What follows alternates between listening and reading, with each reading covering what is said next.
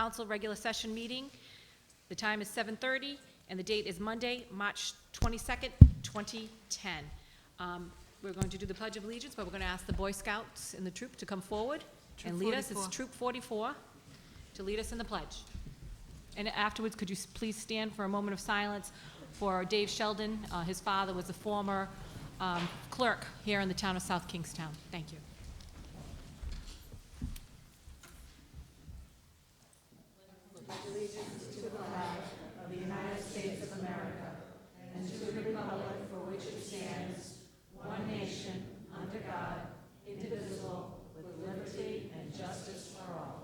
Thank you, gentlemen.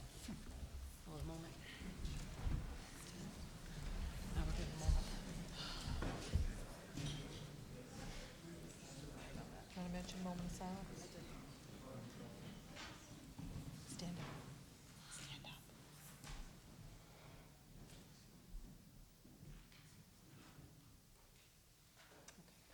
Thank you.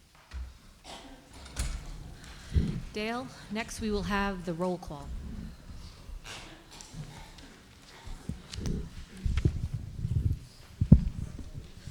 Council President Fogarty, Here. Councilwoman McAtee, Here. Council Vice President Eddy, Here.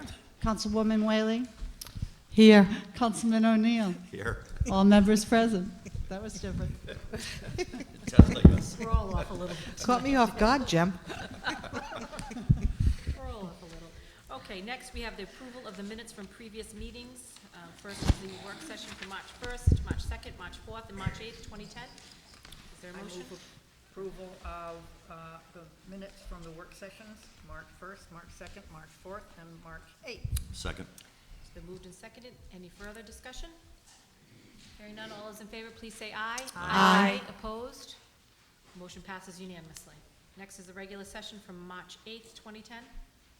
Motion to approve the regular session, March 8th, 2010. Second. It's been moved and seconded. Any further discussion? Hearing none, all those in favor, please say aye. Aye. Opposed?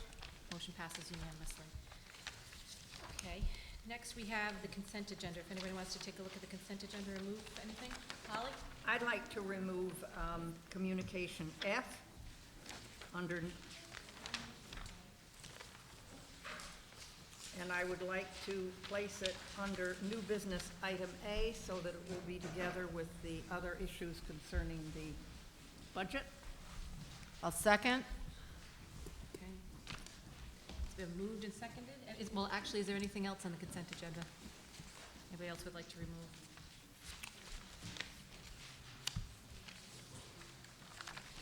All right, so we go back to the consent agenda and make a motion to approve it as amended, Holly? Yes. I will approve it as amended. And Carol, you gonna second that again? Second. All right, Carol's gonna move, second it. Any other discussion? No? All those in favor, please say aye. Aye. Opposed? Motion passes unanimously on the consent agenda. All right, so we're going to move on to public hearings. Public hearing, item A is a public hearing for the purpose of obtaining citizens' views on proposed activities and to review the draft application for the 2010 program year Small Cities Community Development Block Grant Program. The local priority list is shown on Exhibit 1 attached here too. The town is eligible to apply for $400,000 in funds for the purpose of undertaking activities that meet one or more of the following three named national objectives. 1, improved housing opportunities for low and moderate income families and individuals. 2, the provision of employment opportunities for low and moderate income persons.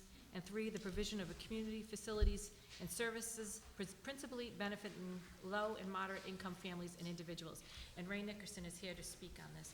Before I start, is there any communications or correspondence? No. Okay, Ray.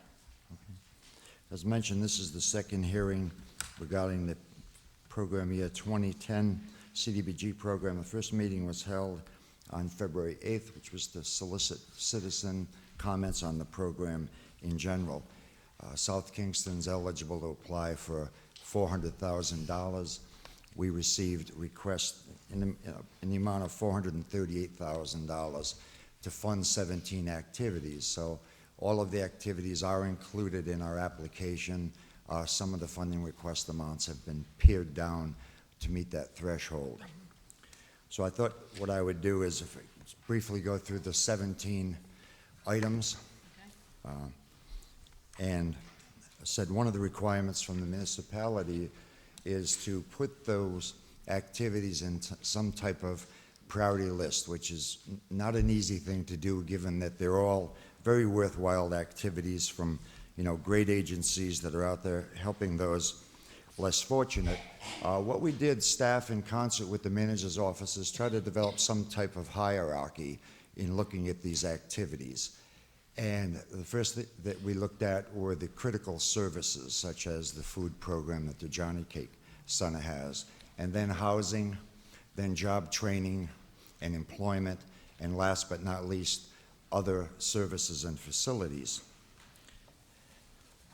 So we've identified those 17 using that hierarchy. Another consideration that we used was looking at the amount of funding requested and the total clients or beneficiaries that would come, that would benefit from those funds. So the first activity is a request for $20,000 from the Johnny Cake Center. That's to operate the food pantry and the summer meals program. The food pantry now has over 1,150 customers, which is triple what they've had less than 2 years ago. The summer meals program is a program for those kids who are eligible for the federal food program when school is in, the federal lunch program. This basically fills that space between June and September where the kids don't have such a program. Ray, excuse me a minute. For those folks in the audience tonight, within the agenda itself, the projects that Mr. Nickerson is reviewing is on the Exhibit 1. So if you want to follow along, it's on that Exhibit 1 in the agenda packet. Item 2 is the town's housing rehabilitation grant program. This provides 50% grants of up to $5,000 and 100% grants up to $10,000 to low, moderate income property owners for the express purpose of bringing their structure and dwelling into compliance with the state code. And that's a $70,000 request. Item 3 is a request for $20,000 from Welcome House. That's for operating expenses and to defray utility bills and such. Item 4 is a $15,000 request from Thunder Mist Health Center, where they're going to make changes to the interior of their facility that will result in the creation of 2 additional medical exam rooms. The Domestic Violence Resource Center is priority number 5. That's an $8,500 request. They will undertake a feasibility study at their safe home and anticipate that it will result in probably 3 to 4 additional transitional units being created just by economy of scale in looking at what they have right now in terms of space. Item 6 is the South County Public Housing Authority requesting $20,000 for operating expenses directly relating to the management of the 70 low, moderate income affordable housing units that they have. 7th is the Educational Exchange requesting $30,500 to support their work readiness program. As most folks know, they've had to leave their facility at the Government Center. The Narragansett Affordable Housing Corporation is Activity 8. That's a $3,000 request to conduct a housing information and fair housing education program. That's a requirement that each of the 33 towns that competes for the small cities money has to satisfy each year. There has to be an element of fair housing and affordable housing education outreach. There's a $3,000 request, which is item 9, from Washington County CDC. That's a regional organization that helps Washington County communities to develop and implement their affordable housing plans. South County Hospital, we have a request here recommended for $34,000. That's item number 10, and those are funds to support the various programs that they have in their overall wellness program. I've spoken to the hospital regarding the need to have clear accountability regarding the clients that they have. Obviously, there's an awful lot of folks in the various socioeconomic classes, and what we stress with them is we've got to keep good records to ensure that 51% of the clients who benefit from this money qualify as low moderate income. So we're sure that we're compliant with the federal objective. Item 11 is a $7,000 request from the Sensational Child for the Job Development Program. They are an organization located in North Kingston, and 2 of their clients every year that are mentally challenged are South Kingstown residents, and again, that's a job training program.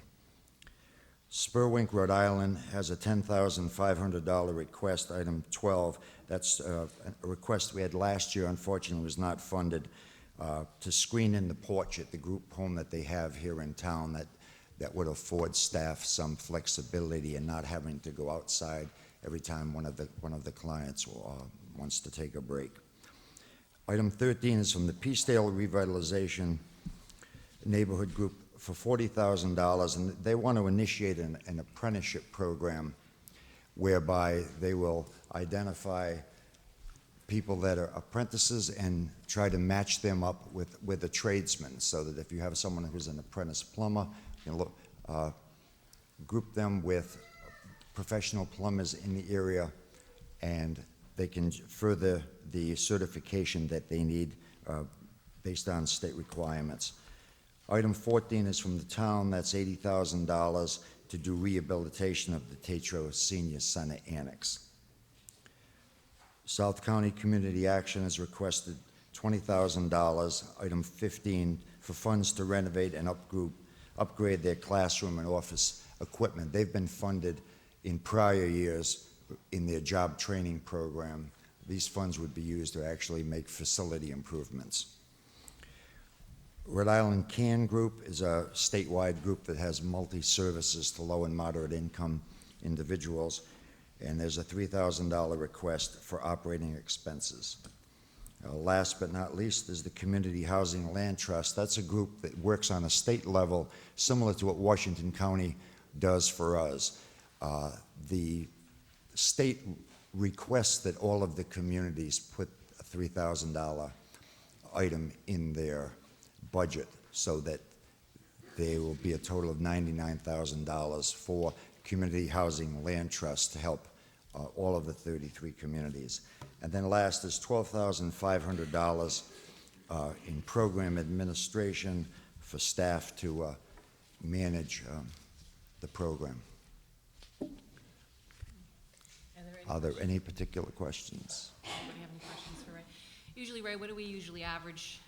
We usually average probably 45%, I would say, of the 400. If we get something in the neighborhood of anywhere between 160,000 and 200,000.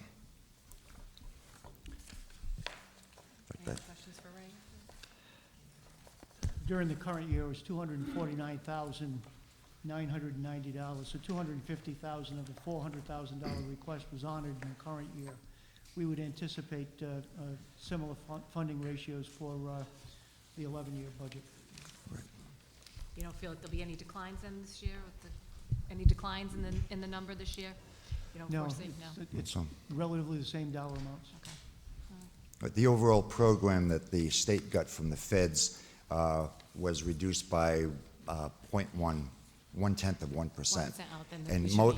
And that didn't really come, that reduction won't come out of the money that the state is providing to the communities. They've reduced a little of their admin money, so there's where the reduction will occur. Okay. All right, well, that's good to hear. All right, good. It certainly has benefited, certainly down in the Peacedale area. They've done a lot of, you can visibly see it with a lot of the buildings down there. with Absolutely. these grants. No doubt about it, it's really taken shape, taken hold. Right. As I said, when you look at some of the information that was passed out at the initial meeting, I mean, we've had over $1 million in the years that we've run the program just for housing rehab Right, that has benefited hundreds of individuals. yes. That's great. Okay, since we have no questions for Ray, and this is a public hearing, the public is certainly welcome to come forward and ask any questions they have regarding the CDBG grants. Okay. See no hands, then I move that we close the public hearing. Okay, the motion to close the Second. public. It's been moved and seconded. Any further discussion? Hearing none, all those in favor, please say aye. Aye. Opposed? Motion passes unanimously, and now it's the council's pleasure on the public hearing. Want to just authorize the filing of this? Yes, I move to authorize the filing of the 2010 Small Cities Community Block Grant Program application for an amount not to exceed $400,000 in accordance with the local priority list as shown on Exhibit 1 attached here too. Second. Been moved and seconded. Any further discussion from the council? Hearing none, all those in favor, please say aye. Aye. Opposed? Motion passes unanimously. All right, next we move on to public hearing, item B. Thank you, Ray, too, for the presentation. B is a public hearing relative to the proposed amendments to the South Kingstown Police Department Rules and Regulations Standing Order entitled Strip and Body Cavity Searches as follows. The strip and body cavity searches, there's going to be some, for A, strip search, any strip search of an individual requiring the removal or rearrangement of some of or all the clothing to permit the visual inspection of the genitalia area, the buttocks, and/or female breasts. And we're going to have the chief discuss this. This is a good night for the town. A lot of the people in the town. I'm glad everybody's here Yeah. because it's a very interesting subject. This is, That's, I'm sure there'll be a lot of public input. And we're not looking for volunteers right now. It's a sensitive issue, but it's very necessary, It is, obviously. absolutely. And just to go back, that you've been here, Vin, reviewing some of our police and proposed public hearings in the past couple of weeks on things like how we handle shooting, cases of shooting. I can't even remember what we've done. We've done a lot of these police updates in the past couple of weeks, so this is something we've been reviewing ongoing. Just seems to be a big crew tonight. Well, Madam President, members of the council, as you're well aware, the town charter provides that once the rules and regulations are promulgated for the police department, that the town council reviews it, and once they review and give their approval, it becomes an ordinance. And what's before you tonight is simply an amendment to amend the definition of strip search. Now, the genesis of this was that in 2001, the Interlocal Trust, in conjunction with their legal counsel and member police departments, got together and designed a model policy for strip search and body cavity searches. As a matter of fact, I had written a protocol long before then, and some of the concepts in our policy within South Kingstown were incorporated in the general policy. But recently, there has been a review by a coalition and the legal counsel for the trust, Mark DeSisto, and it was decided that there should be a clearer definition of what a strip search is as opposed to a body cavity search. So there's two separate distinctions. And there doesn't appear to be a material difference between our present policy and what the trust is recommending. But I talked to the trust personally, and in the interest of uniformity, they asked that we adopt their definition of what a strip search is, and that's what's before you tonight. Simple definition. I think in my memo that I provided to you, and I think it's important that the public knows that this is a very rare situation when a police department ever conducts a strip search, and certainly a body cavity search. The only time I can remember was back in 1964 when I was a young police officer out of the State Police Barracks in Hope Valley when we ever executed a body cavity search, and that was with a court order or a search warrant. We have never done it in South Kingstown. I hope we never have to, but in the event, under those unlikely circumstances where we have to, there has to be a protocol. And we have a very comprehensive protocol that was formulated, as I indicated, through the trust. So what's before you tonight is a simple amendment to the definition of strip search, as clearly indicated in the agenda. So I'm asking you to adopt what really has already been adopted. I've included it already in our rules and regulations, but I'm here as a formality, asking you to adopt what the trust has recommended. Are there any questions for the chief while he's up here? Makes sense, having all these commissions and the Chiefs Association and the trust on board. So, Making it All even. using the same language. yep, all the same language, nice to have. Okay. All right. No other questions for the chief up here? No? Again, this is a public hearing, so anybody from the public is welcome to step forward if they have any questions or concerns regarding this public hearing. Seeing none, then Kathy, I move we close the public hearing. So Second. moved. Second. It's been moved and seconded. Any further discussion? Hearing none, all those in favor, please say aye. Aye. Opposed? Motion passes unanimously. And what does the council like to do with public hearing item B? Motion to amend the South Kingstown Police Department Rules and Regulations, Standing Order entitled Strip and Body Cavity Searches, I'll second. as presented. Okay. It's been moved and seconded. Any further discussion? Hearing none, all those in favor, please say aye. Aye. Opposed? Motion passes unanimously. Next, we move on to communication. Communications, a resolution adopted February 24th, 2010 by Burrville Town Council in opposition to House Bill 2010-87276, an act relating to taxation. Tax sales that proposes amendments to the Madeline Walker Act is received, placed on file, and the town council further directs. What does the council like to do with this particular item? I move we place it on file. Okay, it's been a motion, place on file. I'll second. It's been moved and seconded. Is there any other discussion? Hearing none, all those in favor, please say aye. Aye. Opposed? Motion passes unanimously. Next, we move on to a resolution adopted February 24th, 2010 by Newport City Council seeking support for its effort to return the America's Cup races to the city of Newport as received, placed on file, and the town council further directs. We talked about this in the public works session, and I'd like to make a motion to approve communications item C. I'll second. We were all in favor of it. Yeah, we're all in favor of that one. That would be great for the economy if we could bring that one back. Absolutely. All right, it's been moved and seconded. Any further discussion? Hearing none, all those in favor, please say aye. Aye. Opposed? Motion passes unanimously.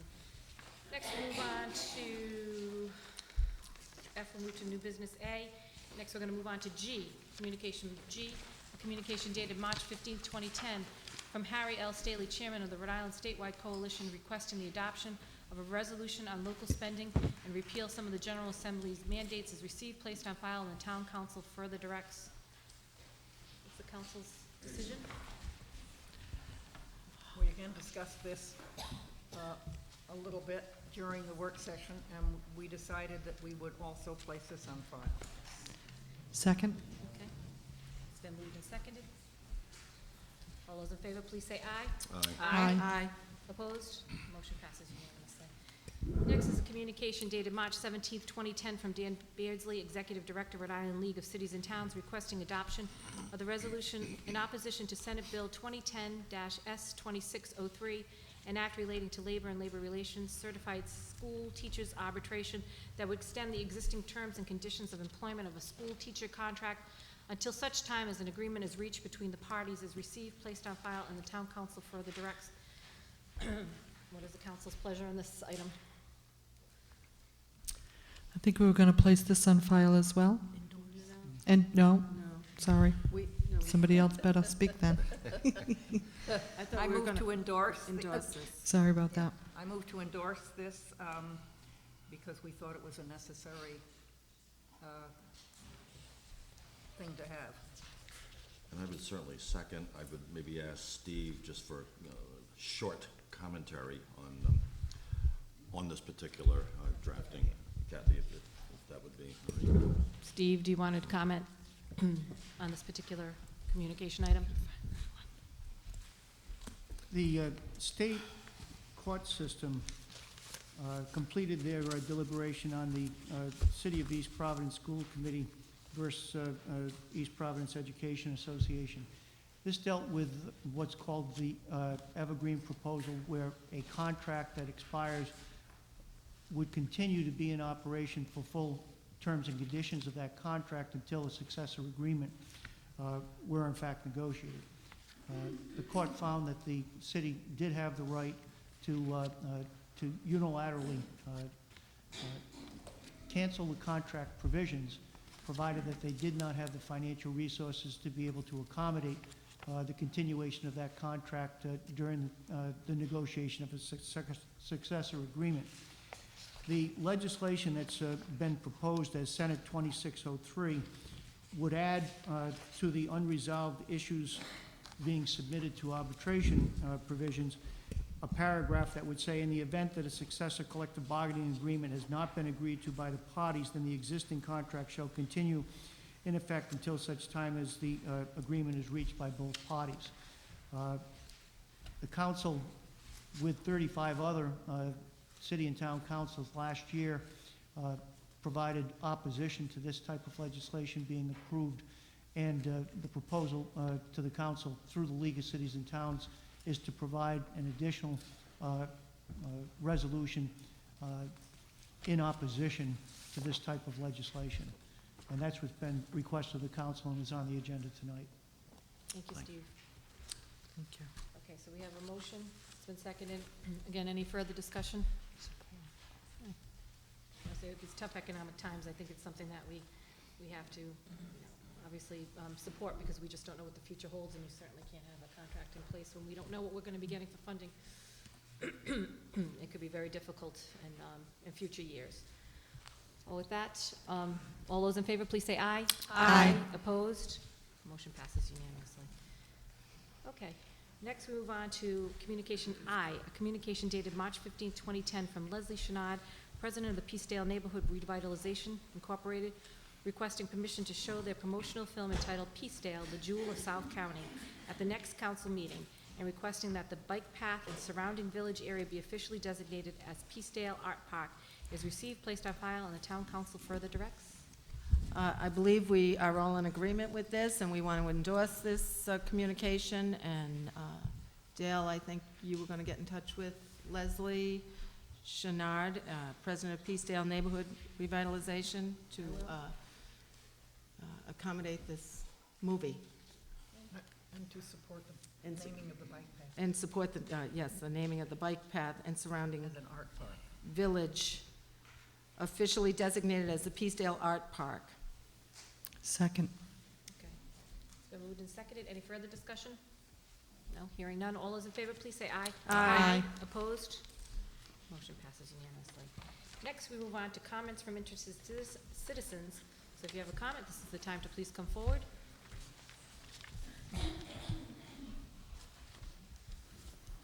Okay. All right, so next we will move on to, if there's no comments, we want to wish good luck to the URI Rams, who were, last time we heard, winning in the NIT. Oh, did they win? They won?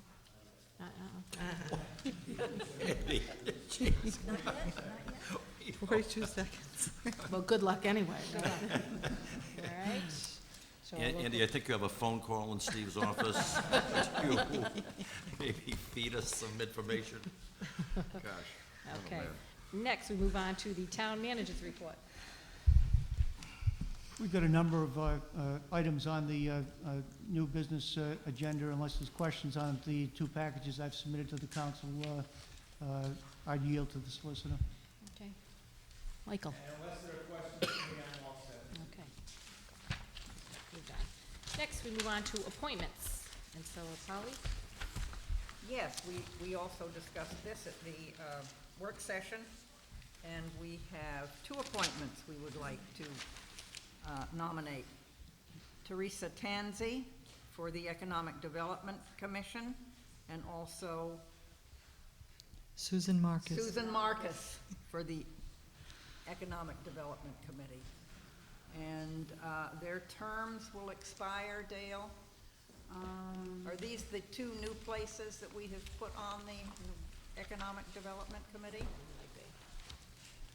I believe there was one One that existed replacing. that needs to be filled. That it just expired last month, so, March 2010. or this month, yeah.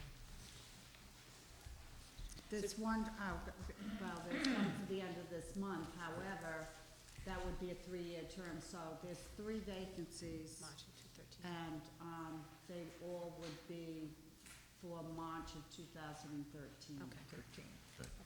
So Sec- these, Okay, I'm sorry, Polly. so these would run till March of 2013. Thank you. Second. Moved and seconded. Any further discussion? Hearing none. All those in favor, please say aye. Aye. Opposed? Motion passes unanimously. So, welcome to Susan and Teresa to our economic development. We could use all the help we can get. Yes. So, and I think that was it on our appointments we did It was. last week, last time Last time. we renewed. Okay, now we move on to new business item A, a new business resolution adopting the FY 2010-2011 Town Council preliminary budget as shown on Exhibit 2 attached here too. And I will turn it over to Mr. Alfred if you want to review anything with that. Yes, in terms of getting started, the process is, I want to bring everybody up to date on where we are in the process and where we're going in the process. To date, the council has conducted 4 informational work sessions on the town manager's proposed budget document.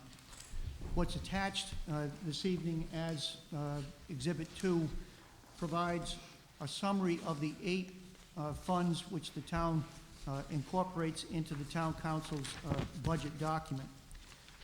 The council is scheduled to consider and to adopt a preliminary budget this evening. That preliminary budget would then be considered at 2 informational public hearings scheduled for April 14th and April 15th here in the council chambers. After the adoption of the preliminary budget, any group of residents, qualified electors of the town with 25 signatures can pose questions to the council that would have to specifically be voted on prior to the adoption of the final budget on May 3rd. After the adoption of the preliminary budget, which should occur this evening, any proposal that would be submitted with 25 signatures would need to be filed with the town clerk's office no later than April 21st for it to be properly advertised and considered for the budget adoption on May 3rd. So the deadline would be between now, or I should say tomorrow, and April 21st.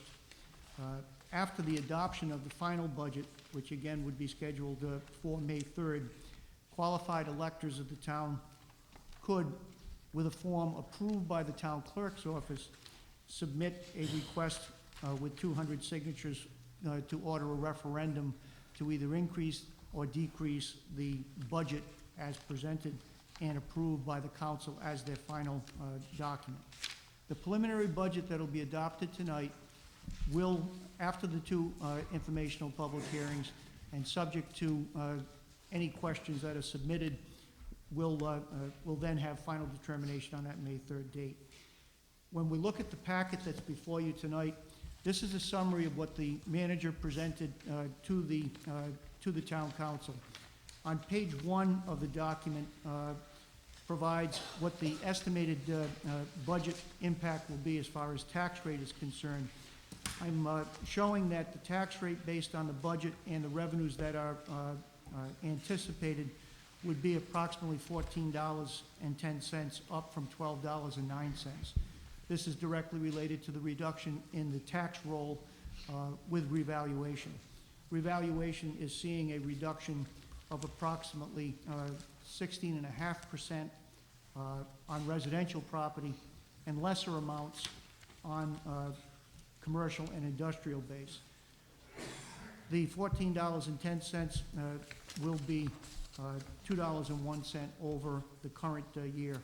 The budget also proposes new property tax levy of $995,000, or a 1.5% increase. At the bottom of the page one is a summary of the expenditure program for the general fund. A component of that general fund is the transfer to the school fund. The transfer to the school fund that's shown on the first page shows a transfer of $47,909,928. That is the funding request that was submitted by the school committee to the town manager on February 11th. It has been incorporated into the manager's proposed budget as presented by the school committee. There have been no changes proposed or committed through the manager's budget or through the presentations made to the council.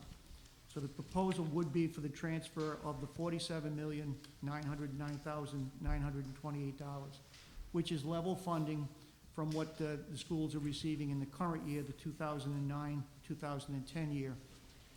Moving on to the second page is a summary of the expense and income statement for the school fund.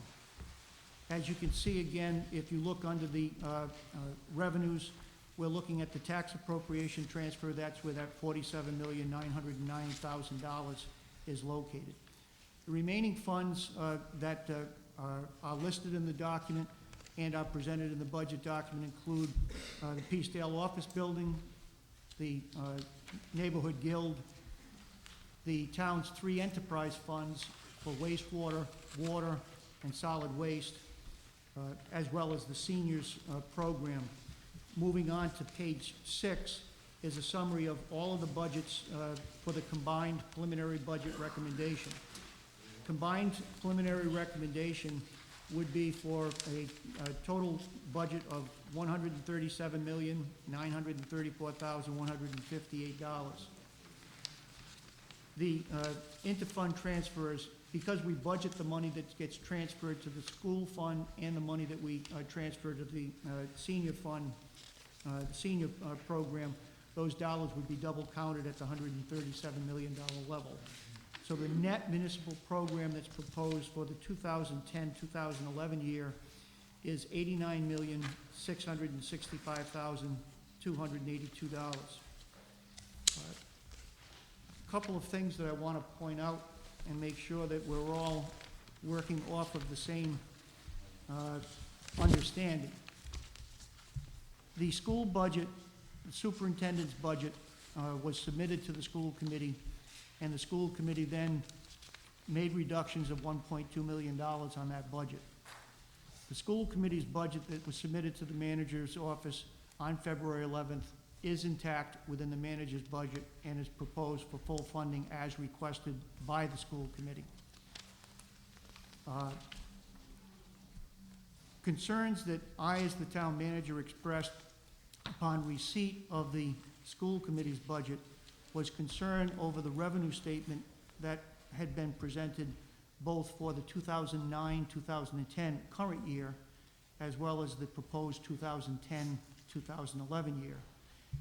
And those concerns were based on the governor submitting a supplemental budget for the 2009-2010 year budget to the General Assembly that was proposing a mid-year reduction of 3% state aid, as well as pension reform in the form of taking away COLA rights and benefits for any teacher that was not eligible to retire prior to September 30 of 2009. The projected savings in the governor's supplemental budget was a 2% reduction in the employer's cost share, or around $39 million. As far as South Kingstown was concerned, it would have been a case where the funding would be reduced by $564,000.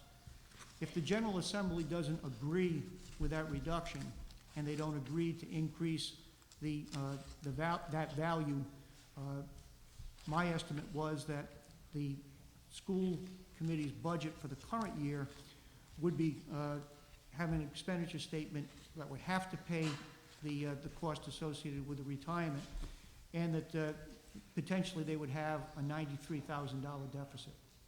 In my budget message, I suggested to the school committee that they prepare a contingency plan to deal with how they would address a $93,000 shortfall in their net budget for the 2009-2010 year. The school committee has addressed that, where they have frozen certain accounts and are prepared to be able to save the $93,000 in expenses to be able to balance the 2009-2010 year budget. One of the unfortunate things that we're dealing with is that the supplemental budget submitted by the governor in December has not been addressed by the General Assembly. Therefore, we are not aware, and we can only make forecasts as to what revenue streams will be. In budget process, it's important not to budget revenues that are not measurable or are not reliable.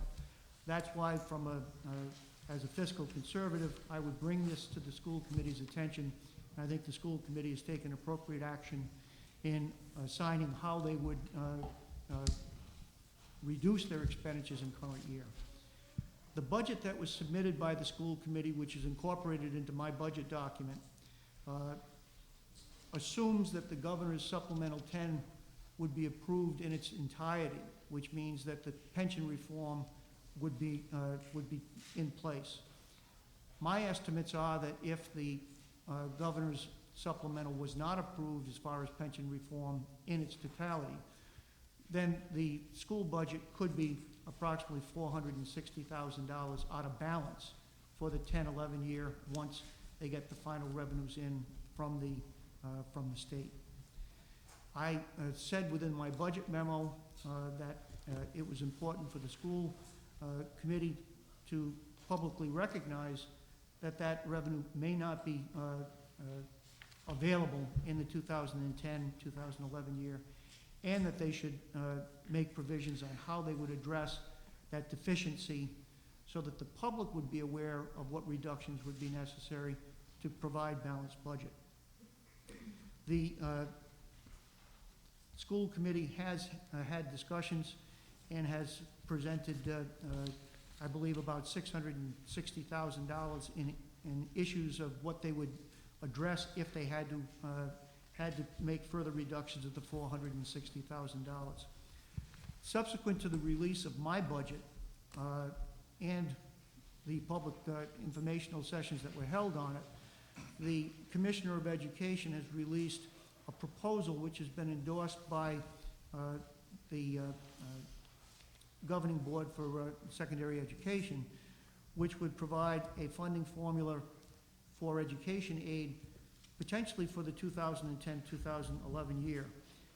The formula reduction would potentially mean an additional $468,000 loss in state aid to education for South Kingstown were that formula to be adopted as presented. The school committee, in their deliberations, is aware of that, of what the impact would be associated with that formula were it to be adopted as presented, and have been looking at the fact that their budget may need adjustments of up to $928,000. The budget that has been presented and is incorporated into the manager's proposed budget that's under consideration as a preliminary budget by the council this evening does not address either the $460,000 that could be lost with the pension reform not being approved, nor does it address the $468,000 on the formula. We are also spending a considerable amount of administrative time in the review of the formula.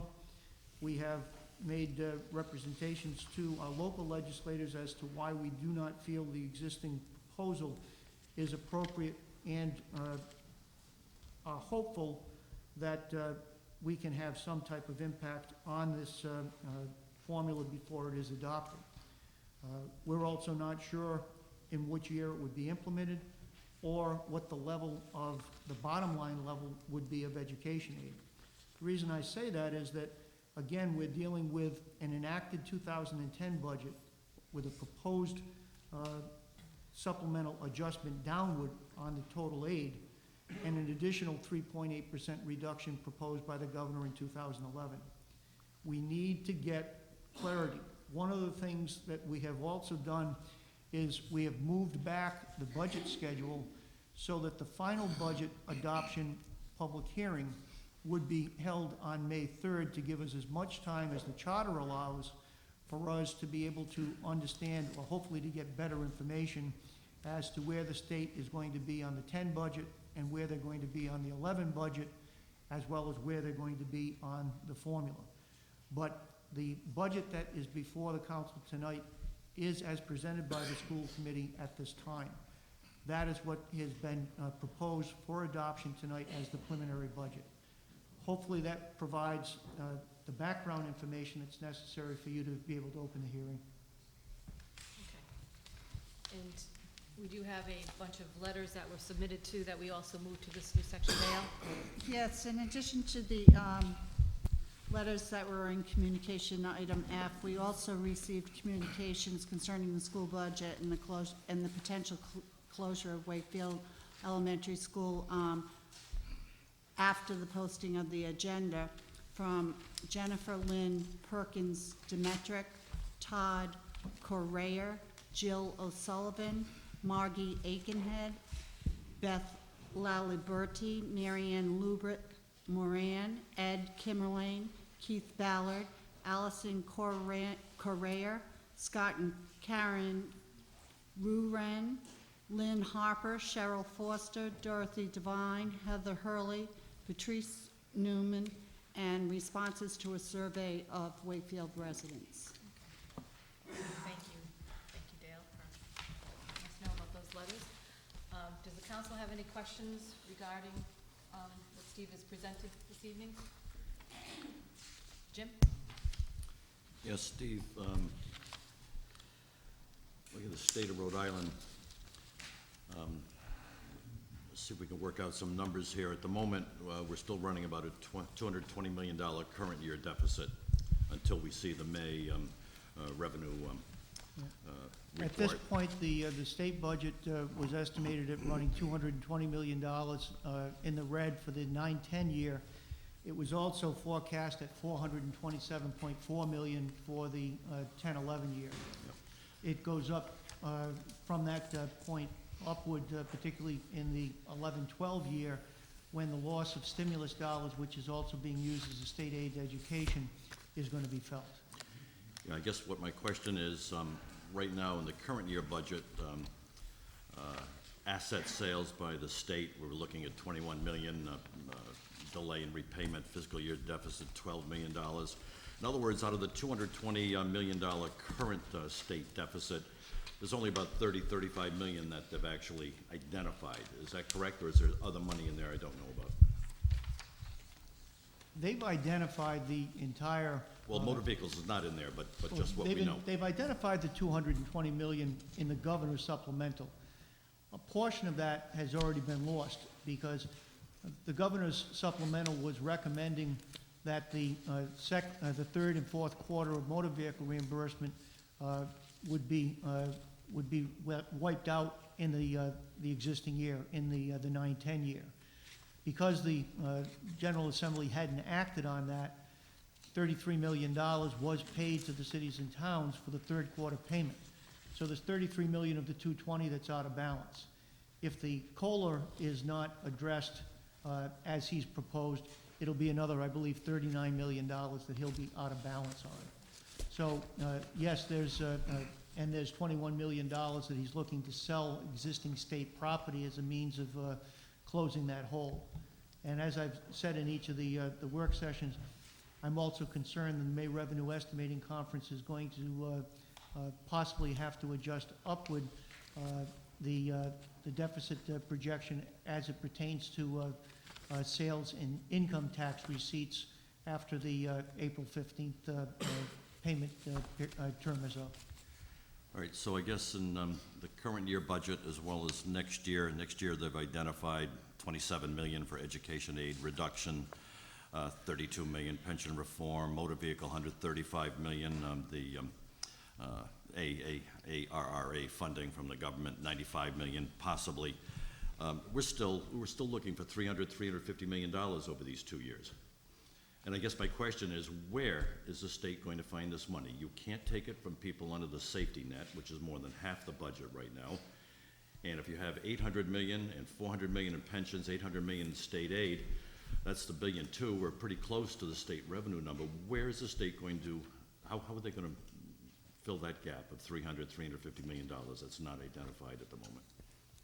Well, I don't think anybody's gonna ask my opinion on how they're gonna do that. Well, but, I may have some opinions on how to do it, but I'm not sure they would appreciate them.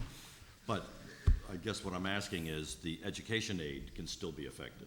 Pensions can still change. I mean, those are the obvious huge areas in the state budget. That's correct. There's a number of things that they can do, and some of the things that they can do may not be financially prudent, but they may be a necessity to the General Assembly because they are working under a state constitution that requires a balanced budget. But this is really one of the reasons why I've brought forward my concerns on the revenue statement that had been presented by the school department in advance of the funding formula proposal. Because it does appear as if the likelihood of the 3.8% reduction in education aid in the 11-year will in fact occur. I know, yeah, I guess you're a lot more bullish than I am on the state numbers.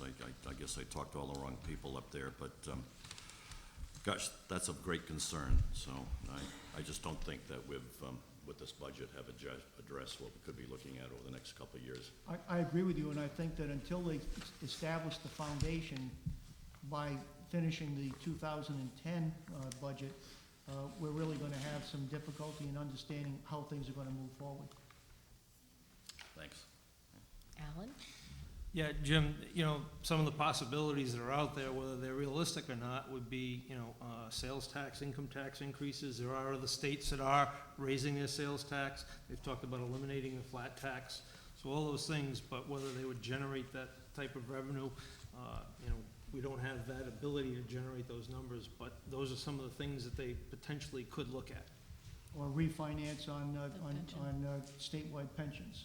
And Yeah. take it from the, that's another area that's a potential. And again, these are the things that you would not want to see happen, but may be a requirement. No, but One of the things that's been in the news lately is re-amortizing the unfunded liability on the pension plans. I think they may be down to 22 years now. They may stretch that back to 30. And, that will save some on their pension expenses and be able to reduce that line item. But the reamortization just puts this burden on all our children, It creates a monster. all the kids. It's going to be a monster. And on top of that, what happens if we lower the 8.25?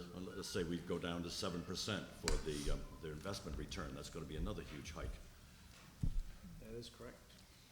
But also, on a positive side there, I think some of the salary increases that they have in there, which are at 4.5%, are unrealistic because based on, the current market, we're not seeing increases of that amount.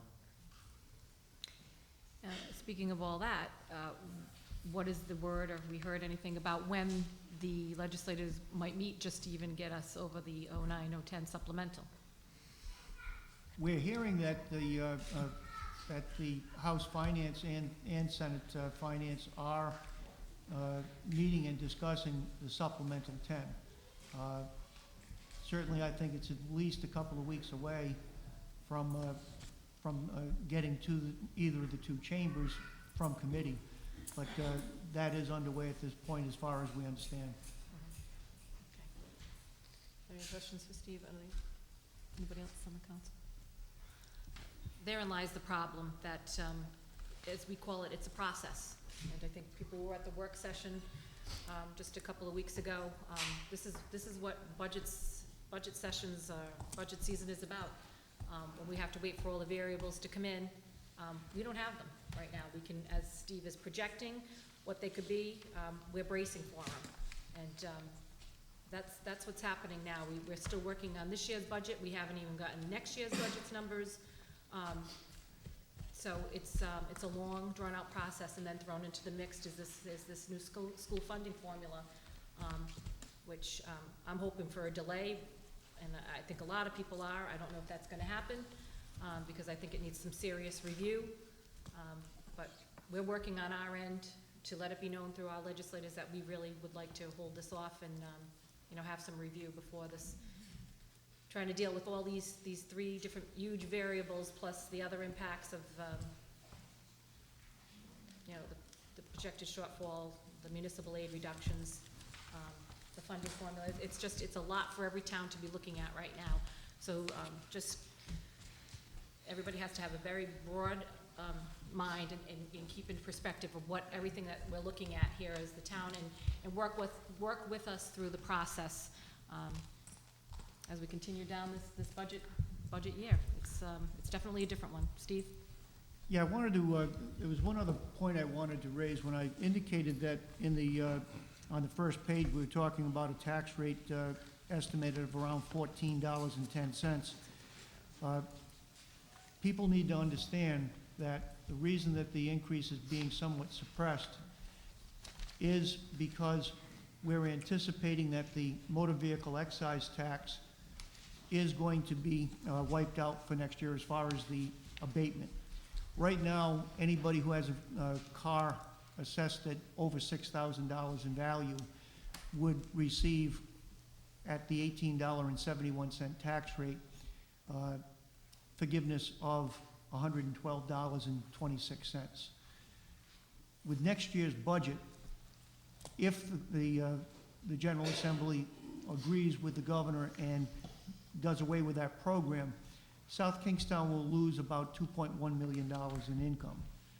But by losing the income from the state, it means that the way the governor has proposed it, that the full assessment value would go back on the motor vehicles. So while we won't see the raise in the average house property tax, if someone owned 2 vehicles, they'd see about a $225 increase in the taxes that they're paying that would be associated with motor vehicles. So, which pocket are you taking it out of is really the question. But if that $2.1 to $2.2 million is lost as the revenue, which we have set the budget, assuming it will be lost, you will see, as a community, a major increase in taxes if you have vehicles that had the full value. Right now, if you had a car that's worth $5,000, you'd have no tax bill on it. Next year, if it was still worth $5,000 based on the NADA vehicle book, it would then be charged out at 5 times the $18, or about $92. So it's an additional tax that will be coming back to the taxpayers that was supposed to be removed going back to when that program started. So there are a number of items that are in flux at this point. The motor vehicles is another one of those. If they change the law as proposed in Supplemental 10, it would require it to go back on the tax roll and at full value. The General Assembly could modify that and require us to change the tax rate, or to keep the $6,000 assessment reductions. But until we see if the General Assembly were to do that, then the $14.07 rate would go up about another 7 cents to be about $14.17. So all of that's going to be in flux until we get some finality on both the supplemental 10 and the proposed 11. Kathy, excuse me. Steve, the 1456 you gave us before, is that without the motor vehicle adjustment? What was the 1456 you gave to us? The 1456 was assuming that that we were not going to have the. Actually, I think the 1456 was. Assuming we had the motor vehicle. Yeah, assuming that we had the motor vehicle income coming in. I believe that's what it was. I've had so many tax scenarios that I've run, Jim, I'm not sure where we were with that one. All right. So one way or another, we'll be paying it. What's that? One way or another, we'll be writing out a check. One way or the other, you're always going to be writing out Yeah, I checks when you're seeing a diminishing state revenue as well as, increasing demands. One of the other things that I think is important to point out with the budget this year is that the budget that's being proposed is actually less in total dollars than what we spent 2 years ago. So we're looking at about a $660,000 reduction in what was budgeted last year and down over $1 million from what we spent the year before. So I think the town has done everything that it possibly can to reduce and to minimize what increases are. But as we've lost over a 3-year period, over $3 million in state aid based on what's forecast for the 2011 year. You can't lose that. When you strip away the education transfer, the operating budget for the town is about $20 million.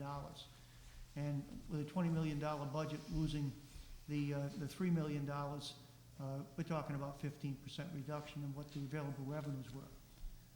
We've cut back on expenses, but we can't cut back to the level of the $3 million that would be needed. Pretty bleak picture. Okay.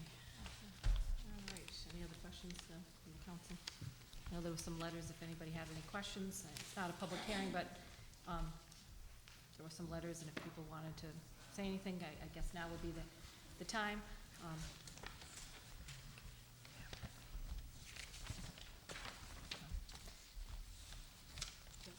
All right, if you can come forward. Please state your name. Paul Jordan, Wakefield. The only good news we have tonight is that you or I won, Jim, 85-83. Thank you. So, Thank you. I'm going to be brief because I know a lot of people behind me are going to talk. I think the one thing I would ask you to consider is adding $928,000 to your budget. The school committee's already cut $1.2 million from programs. I don't think there's any chance that the COLA reform is going to happen or that the aid formula is going to be tweaked in any way that we get anything back like we've had in the past. I think we're on our own in South Kingstown this year and in the future. And to consider closing Wakefield Elementary School, cutting line items in the budget, eliminating all-day care, I just don't see that those are options for the town. I think what a lot of us would like to see is that we buy a year with $928,000, we give the school committee the time to do some serious planning and community discussions over the summer, and then if next year they come back and say, Wakefield Elementary School is really the thing that has to go, or all-day care is the thing that has to go, or the high school librarian is the thing that has to go, I think people would support it. But I think a lot of us just feel like this year it's all happened too fast, too soon. We have the room in the cap to raise the taxes. I know it's not popular, but I'd ask you to consider it. Thank you.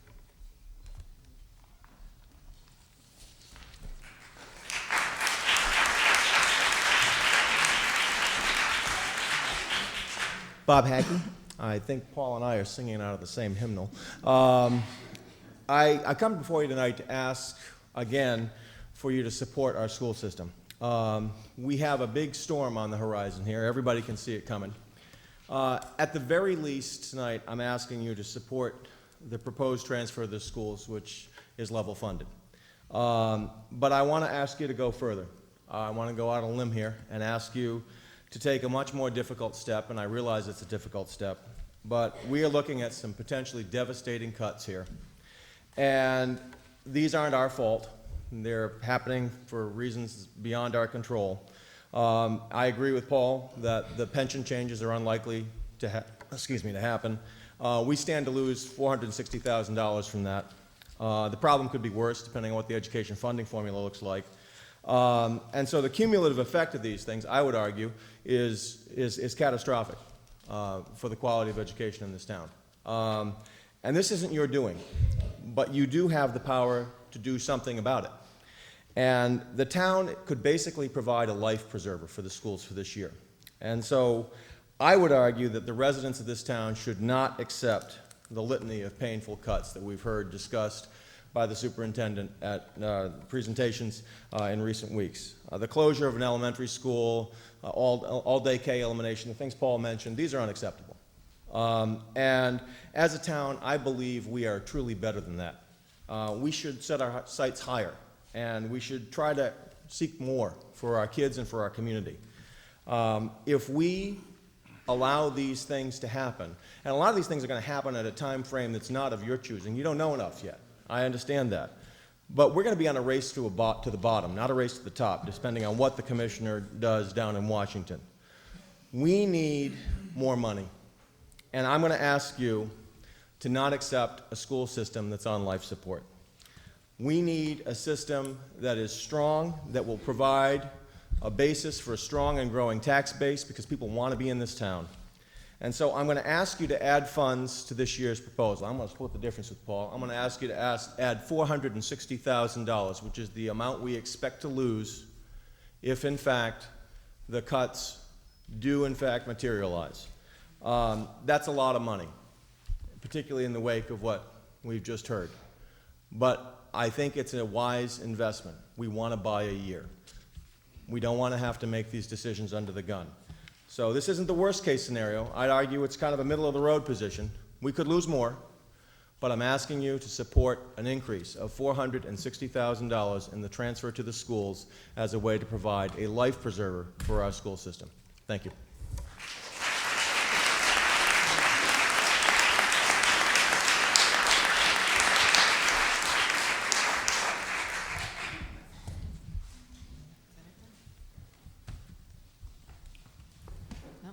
Is that it then? Oh.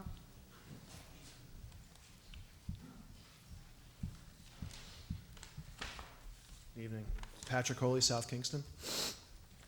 Thank you for all your work, everybody up there, and especially the entire town, actually, the school committee, as well as the town council and the town manager. Thank you for your work.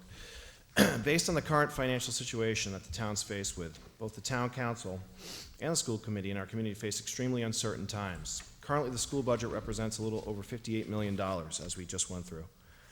Because of the potential cuts that South Kingston might face from state aid, as we know, there's the potential that we may need to cut more. One of the potential items that could be cut, as we know, is an elementary school. The elementary school represents around $470,000, according to the report the superintendent issued to the community, and is also within all the budget talks we've talked about. That means that that particular cut represents less than 1% of the entire school budget and 0.5% of the overall budget for the town.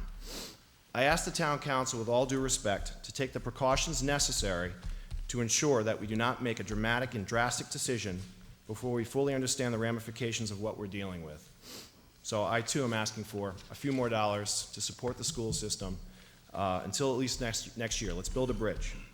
If we can build a bridge to next year, we buy ourselves time to discuss our options as a community. We keep our current educational system, which is thriving, intact. We also leave ourselves some options to discuss much bigger pieces of the school budget next year before we proceed into next year's budget plan. A decision that represents less than 1% of the entire budget versus keeping our system intact, protecting 100 years of history, keeping the current commerce on Main Street at a level it currently receives, and most importantly, keeping our kids in a place where they're learning and enjoying where they're going, is what I'm hoping we come to tonight. So I thank you for your time, and again, I'm advocating hopefully a few more dollars go in the direction of the school committee. Thanks.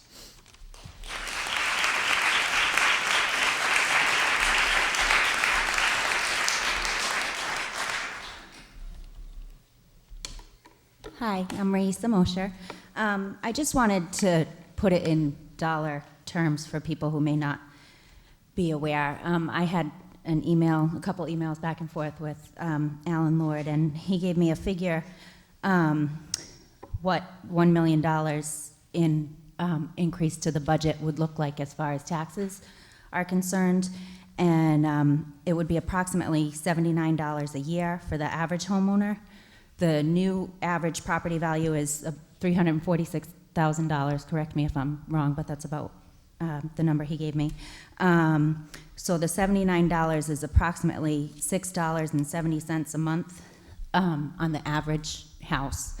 And it's obviously less for homes valued under $346 and more for those valued more. So I just wanted to, sometimes it's hard for us to get a full grip on what that actually means, and that's how I took it. Thank you.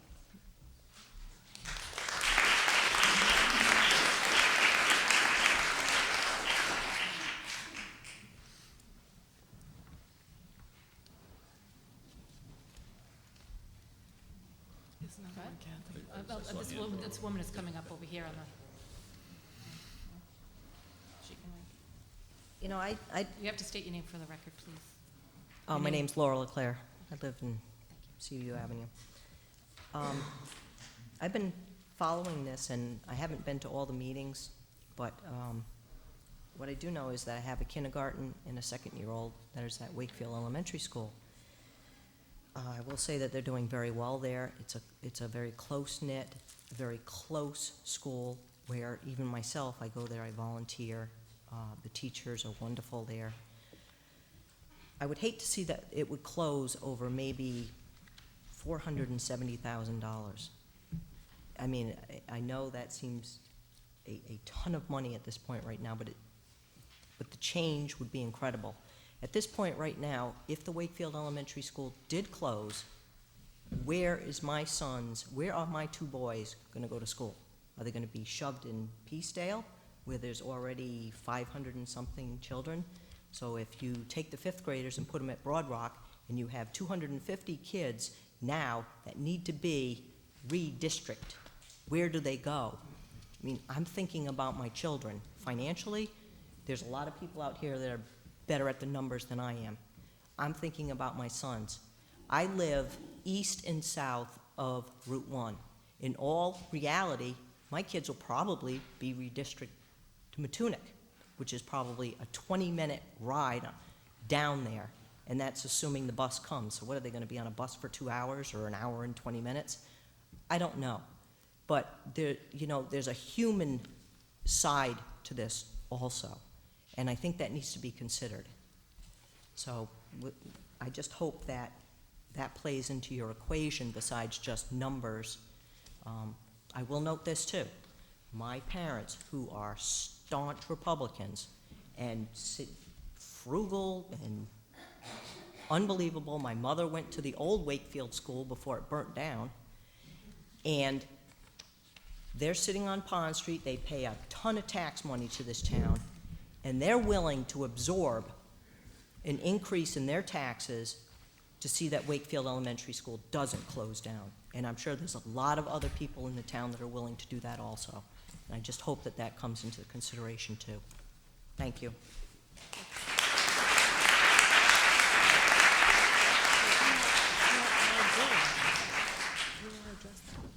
I have to say that this, again, is the policy decisions from the school committee as a council. And I do have to also mention to you that the council has to look at the budget that's in front of them, the preliminary budget, and that's what we're voting on really tonight. You can continue on. All right. Can I just, Carol, go ahead. I'd just like to say one thing to Ms. Leclerc, who was just up here. I certainly think we do understand the human side. Most of us are parents, we have kids, grandchildren, we all live in the area. We're, you know, to suggest that we do not consider the effect on individuals, I think you're wrong on that, that we give that quite a lot of thought, not only numbers. I mean, we know numbers at schools are children and parents and teachers and a whole community. And as Kathy said, you know, we don't control how the school committee hands out the money or divides up what money is given to them. So I just wanted to make that clear, but we certainly do see the human side. Okay. My name is Susan Kimmerline. I'm a parent in town, also a teacher at the high school. I think some of our concerns with the school committee will come up tomorrow night, that they aren't sticking up for what's right. I think we have a lot of issues with them. But I think sometimes their lack of assertiveness comes from directives that come from these chambers. I think they're not given the sense that there's even a prayer that they'll get more money. And I just think that that's wrong. As a teacher, I've had 20 years of experience in this town. I don't think anyone even who isn't a teacher wouldn't know that there's been quite a lot of attention being paid to increasing demands for performance and accountability in schools. And I think it's just unrealistic to just level fund schools that are being increasingly called upon to answer that call on a nationwide and local level, and to consider in all these economic times that everything's going to go up and things are going to get tighter, but that the schools are just going to make do with the same amount year after year is just illogical, in my opinion. I'm not a math person. My father's a CPA, but I didn't inherit his skills. But that just seems illogical to me, that you can level fund year after year and expect us to do more and more and more as we are asked to do. And if it comes down to the cost of less than a pizza a month to save the cuts that are being proposed, I just hope that when that opportunity comes in the process, even if it isn't tonight, that you will all see the logic of that and not let these cuts happen, because it just would seem just wrong and just illogical from this community that is so rich in so many ways to think that they couldn't afford $6 a month to save a school. Thank you.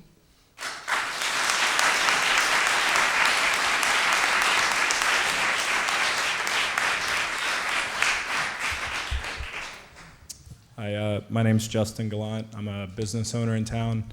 I have children in the school system, and I own a house in the town as well. Real quick on the pizza analogy, I prefer the Starbucks cup analogy better. So we don't want to give up a pizza a month.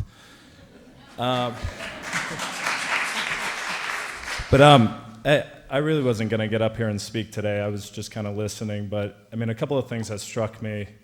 I was here 2 weeks ago when we had the, I'm a little nervous too, you can tell. Well, I'm afraid Jim might bite, so that's why I'm a little bit. Although I guess his barky is probably worse, right? But I was here 2 weeks ago, and you guys had the consultant come up and talk about the revitalization of the villages, Peacedale, and downtown Wakefield, where we used a $25,000 grant from the state to do this study, and I think that was great. It's ironic then that there is discussion, and I know it's not the town council making the ultimate decision in that, it's the school committee about closing Wakefield Elementary, but I mean, certainly you guys are controlling the purse strings. So I think that's, you know, if we're talking about revitalizing a downtown, ripping a school out of the downtown certainly isn't going to help revitalize it. You know, we have questions about what's going on in the state legislature. I guess I'd like to turn and ask our representatives here. Are they here? No. Oh, well, there we go. That's interesting. Maybe I'll put it on the record. Is Senator Cisnowski here? No, I guess she can't answer any questions either. So that's a concern of mine, that our town is going through quite a bit right now, and our state reps are not here talking to us and helping us. The next question I had is there a rainy day fund in the town? I mean, was that discussed? I'm not gonna lie, I was watching a little bit of the URI score and listening to Mr. Alfred, but I mean, do we have the rainy day fund? Does the town have money? We have an undesignated fund balance, but again, we have already tapped into our undesignated fund balance. If you want to go into the budget message here, I think it is on, give me a second. Somewhere in the $400,000 area of their own undesignated fund balance, I think they were applying to this year's budget. To the school budget, are you talking about? I was talking about the school. He was asking about the town, you're asking. Yeah, I was looking at the town in general. I mean, is there a general town rainy day fund? I mean, is there, I mean, I don't know. I mean, maybe it's written in here. I mean, again, I'm a heck of a lot better making pizza than I am at reading these spreadsheets, which are great, don't get me wrong, but... We have an undesignated fund balance in the town that we have been dipping into. Our goal with the fund balance is that we keep our fund balance between a 10 and 15% in the fund balance, which we are tipping down towards the 10% mark, because we have been chipping away at it in the past couple of years. So we are getting there, and the reason that we do that is because it is for a rainy day Right. fund. Absolutely. And I know that to you, that the school of Wakefield Elementary is the rainy day fund, but we're talking about a much bigger picture when we're talking about this type of money. No, This is- I understand that. And so when we look at, and people have heard this before, but when Moody's looks at us, I mean, to have a healthy fund balance at between 10 and 15%, that keeps this town in one of the top bond ratings. So when we borrow money, you know, for bonding issues and things that we do in the town, that it keeps us at probably one of the least, you know, percentages. So we can borrow money, and it saves the taxpayer money in the long run. Right. So if that's what you're talking about, So it's not a rainy day fund, it's if we had a major disaster, a major crisis, I mean, that is where this type of money, and that's every town, you know, has something like this, and we don't want to get to the point of where we really have to, like, you know, go into that type of No, money. I understand that. And also, I mean, I also want to, you know, a lot of issues have been going on about the Wakefield Elementary School. My kids don't even go to Wakefield Elementary. My kids go to Matunic. So I'm a parent who's outside of the Wakefield Elementary School group, and I'm here voicing my concern that we keep the school around.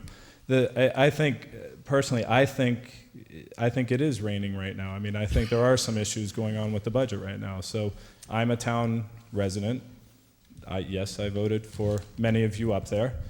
And I'm voicing my opinion that this is a rainy day time. And, you know, I also want to just go back.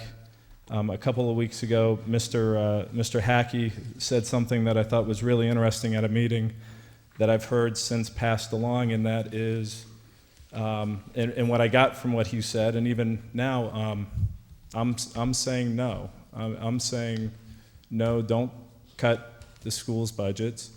No, don't shut down schools. No, don't do that right now.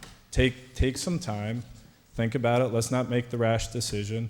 And I'll agree with Paul and Bob on what they said, and you know, let's, if we have to, now's the time to use a little bit of that rainy day fund. Thanks. Just to,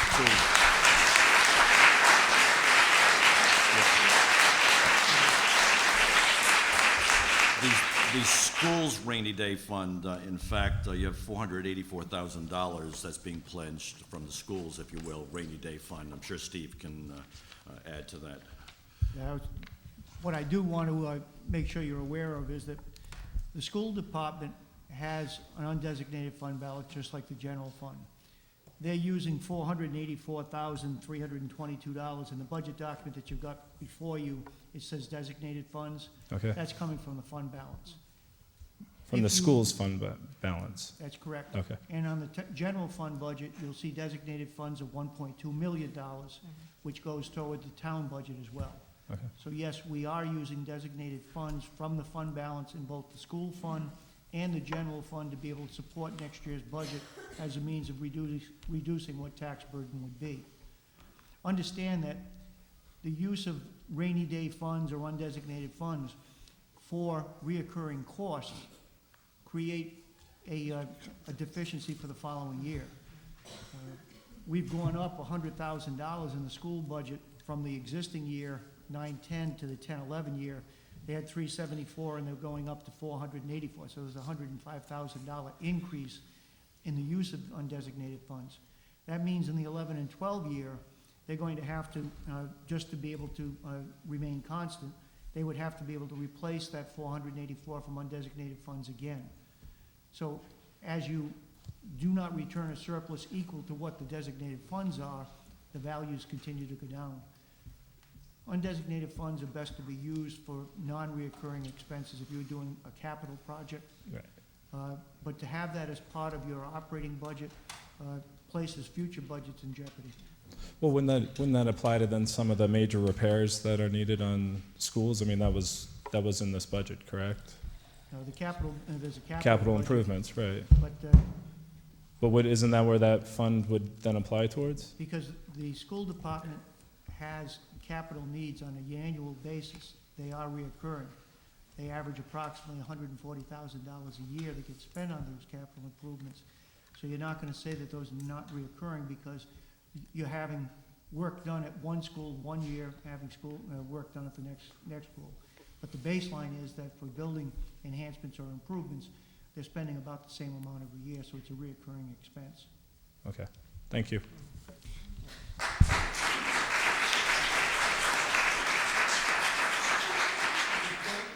Kathy Allen. Sorry. Oh, Alan, go ahead. Yeah, just a comment on, as far as the fund balance and rainy day, I think that's an appropriate term because 10-11 with the forecast would be light showers. What we're looking at in the future, 11-12 and beyond, are torrential downpours.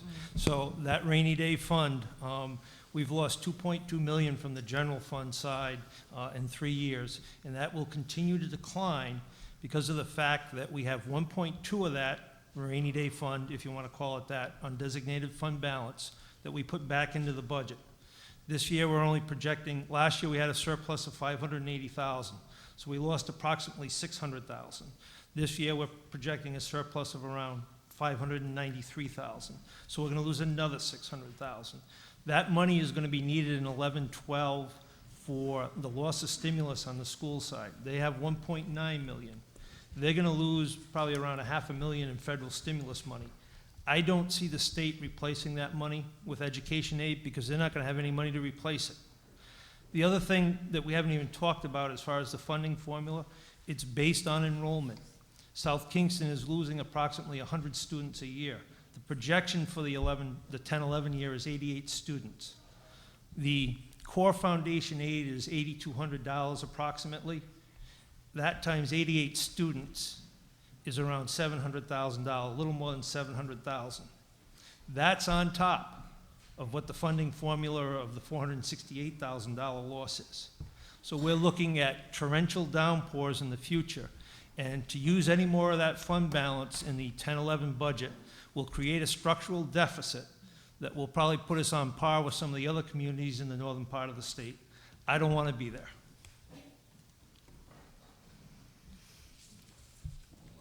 Please come forward and state your name.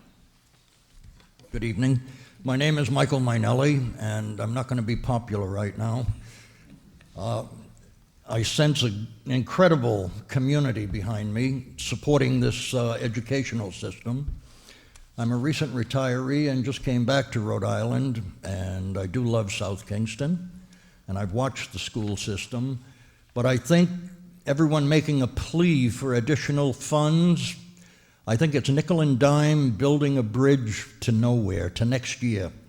If you fast forward 1 year and you consider the loss of federal money that will come in 11-12, if you think about how the private sector employee was beaten to hell in 2008 and 2009, while the public sector did fairly well with federal largesse, that's going to reverse.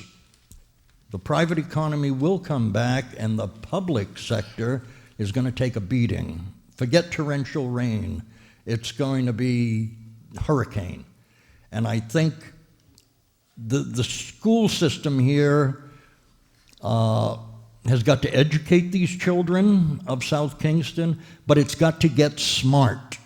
It just has to. And do things differently. It can't keep coming up to this podium every year and asking for another 150,000 or 400,000 or some referendum to take $1 million off. I've followed all that, and it was awful, very divisive. And probably the kids were wondering what in the hell is going on. So I think you should level fund. I think that's the perfect medicine right now this year, as a segue to next year when it's really going to be dreadful. I think this little Band-Aid of 450,000 or 926,000, whatever the number is, it doesn't matter. The school department's just got to get smart and do it differently. It being a great education for the kids around here. And I think they're doing a superb job. I don't mind paying my taxes because my property is never vandalized. I never have break-ins. The kids are great. They go to college, and it's a wonderful system, but it's got to be done differently. However that's done. And this school committee, I mean, that's the board of directors of the educational department of the town of South Kingston. They've just got to find new ways to manage and operate this great system. Keep it great, but keep it going. Thank you.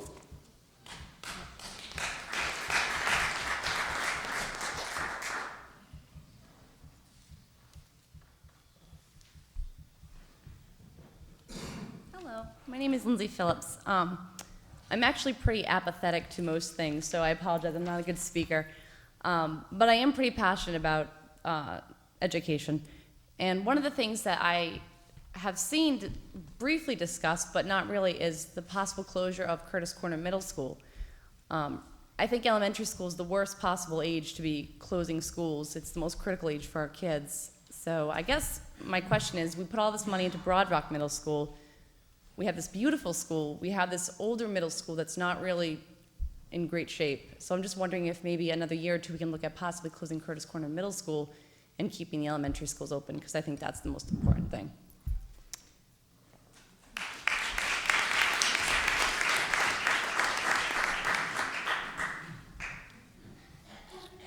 Good evening. My name is Rosemary Galliani, and I manage the Alternative Food Cooperative on Main Street. It's been there for 10 years. And both of my children attend Wakefield School, so I can say that many parents come into the store every day and shop at the co-op. So I've spoken to many other merchants on Main Street, and all of the merchants rely on the Wakefield traffic, the foot traffic that comes into our downtown. So I've been at the meetings, my husband's at the meetings, and what with many other people, we're asking you to, for 1 year, just to give the funds to the school so we can do a little long-term planning. When I keep listening to what's going on, it just seems like here we have this downtown school that's been there 100 years. It's part of the community. There's so much give and take. It's just between the business people and the school. It's a wonderful thing. And it seems like it comes down to busing. The reason why Wakefield School is being closed, because it comes down to it's cheaper to send the Wakefield School to maybe the Wakefield children to Peacedale, as opposed to busing in the West Kingston and busing the Matunic. So if that's the decision that the school board is using to close a neighborhood community school, I really think we need to sit down and stop and make some long-term plans, because that's the model that every state in the country is trying to go to. Walk into school, being part of the community. And I know it's really tough. I know you have a hard decision to do, but I'm asking because everybody here is committed to making this work. And I think together as a community, we can come together and try to make this work. We're saying raise the taxes if you have to. Last week I proposed that I know it's mandated that we have to bus the children, but other states are charging a fee for that service. So I'm just asking, and I thank you, I know it's a hard decision, but if you would please consider just 1 more year so we can we make this decision? Thank you.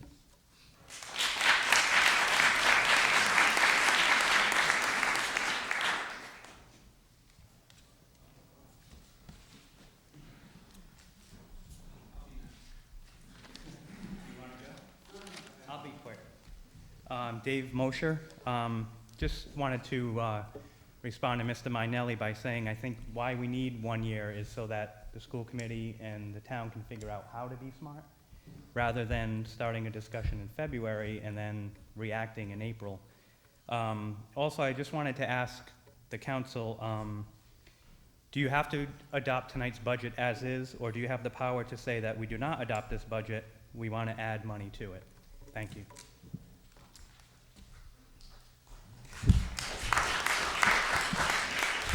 Mike, give the legal. Sure, it's pretty straightforward. Under your town charter, you do have the power to revise the manager's budget. But if you do that and you go up, you have to, at exactly the same time, identify the revenue to make up any additional funds that you add to the budget. So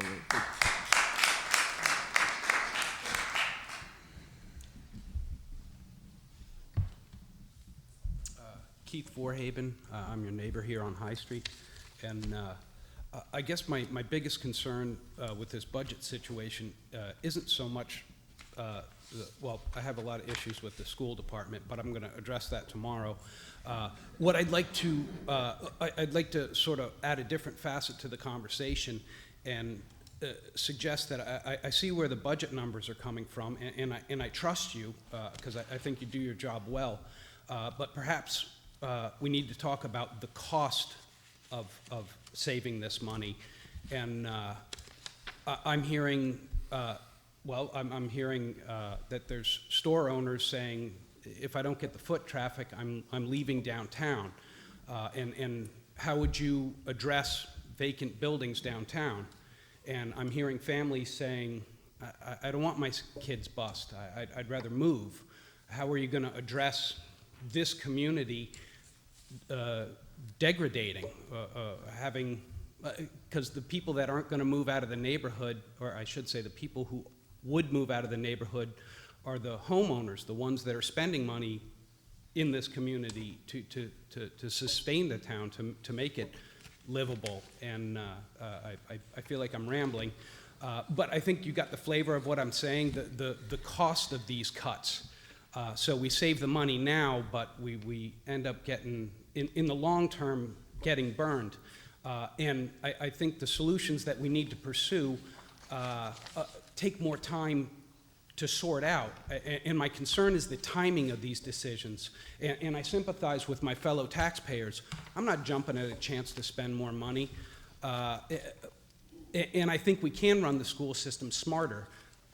But if you've been to the school committee meetings, you'd see that perhaps they haven't sorted things out quite the way they should. And I don't know if it's a timing issue.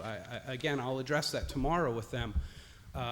But if we could have more time, I think we can come up with a good solution. And I guess the other thing that hasn't been mentioned yet is, and I'm asking this as a question, isn't the teacher's contract going to play into our numbers? And isn't the contract up for renegotiation next year or shortly? Is that correct? 11-12, yes. Okay, well, my concern is we're going to make some permanent decisions and then have to renegotiate things. And rather than rejiggering this thing every year, can't we just, you know, sort of put it all together so we have a long-term plan so we can address the population coming down as far as the students go, and we're going to have to close some schools, we're going to have to spend less money, we're going to have to raise taxes, we're going to have to do all those things. And I feel like we're piecemealing it, and I'm concerned that we're going to make some long-term decisions that are going to affect us. Therefore, we're going to come back each year and have to go through this all again. Would you agree with me? And I sort of value your opinion the most. Well, don't you think he does his job well? Would you agree that getting all these, it's a formula, and once we can get all these variables together, don't you think we'd make a better decision? I think the question you're asking is not the question for tonight, but it's tomorrow night, because Right. recognize that the budget that's before the council is what's been submitted to the council through the school committee. Right. They are the ones that are elected to put forward a budget and an educational program. Mhm. So, you know, if you're suggesting that they need to do other things other than what they've done so far, you've got to get that decided with them. Well, I guess that's my issue. Don't we have the cart before the horse? We're passing this budget, and yet the school committee hasn't really... Okay, but what you're passing tonight, as the council would pass tonight, is a preliminary budget. Okay, That budget still has the ability to be amended okay, by May 3rd. okay. That doesn't mean that the council would amend that budget. One of the things that you do is you take the state off the hook as well. Okay. If you're going to put more property taxes into play and say, yeah, we're willing to spend more and we're willing to accept the formula the way it's been presented.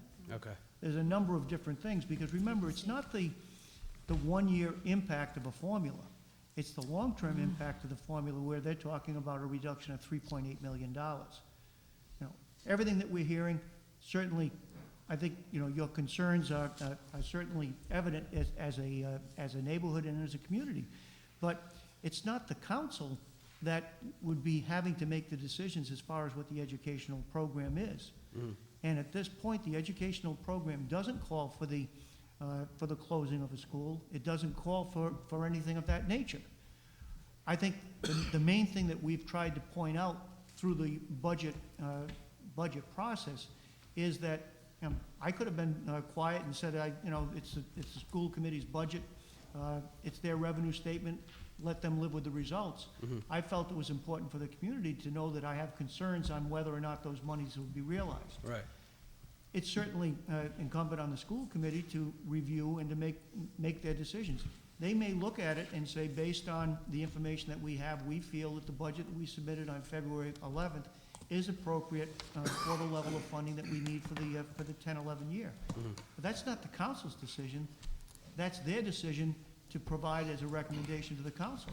Right, okay, all right. I follow that. I'll take it up tomorrow with the school committee. Thank you.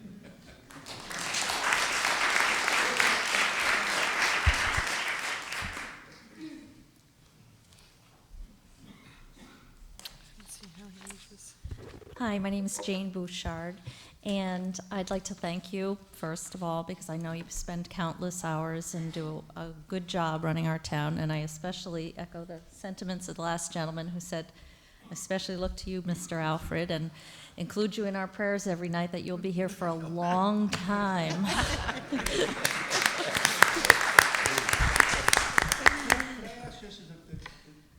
Give Alan the thanks, too. Alan, you too. Thank you.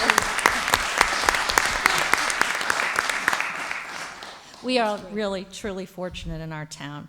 And I can't help but stand here and think that much of the news that we listen to, and certainly in terms of the figures coming down from the federal government and the state government, are filled with doom and gloom. But I also believe that we are poised at a unique place in our history, in our town history.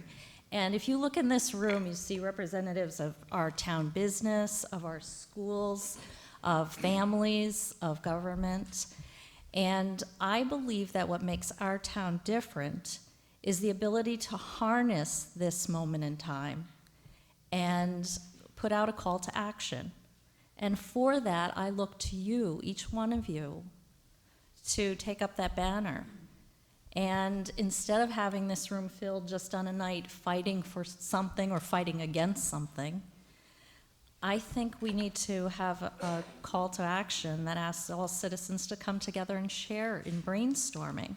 How do we get away from the tail wagging the dog? How do we get out of the burden of what will become of us if we are looking for state and federal aid? We have tremendous brain power and ingenuity in our community, and we see that time and time again. So I wonder what your plan is beyond the finances. I wonder what your plan is to call people to action, to brainstorming. What is our plan beyond the numbers to look towards the years ahead and harness all this magnificent intelligence and passion for our community? Thanks.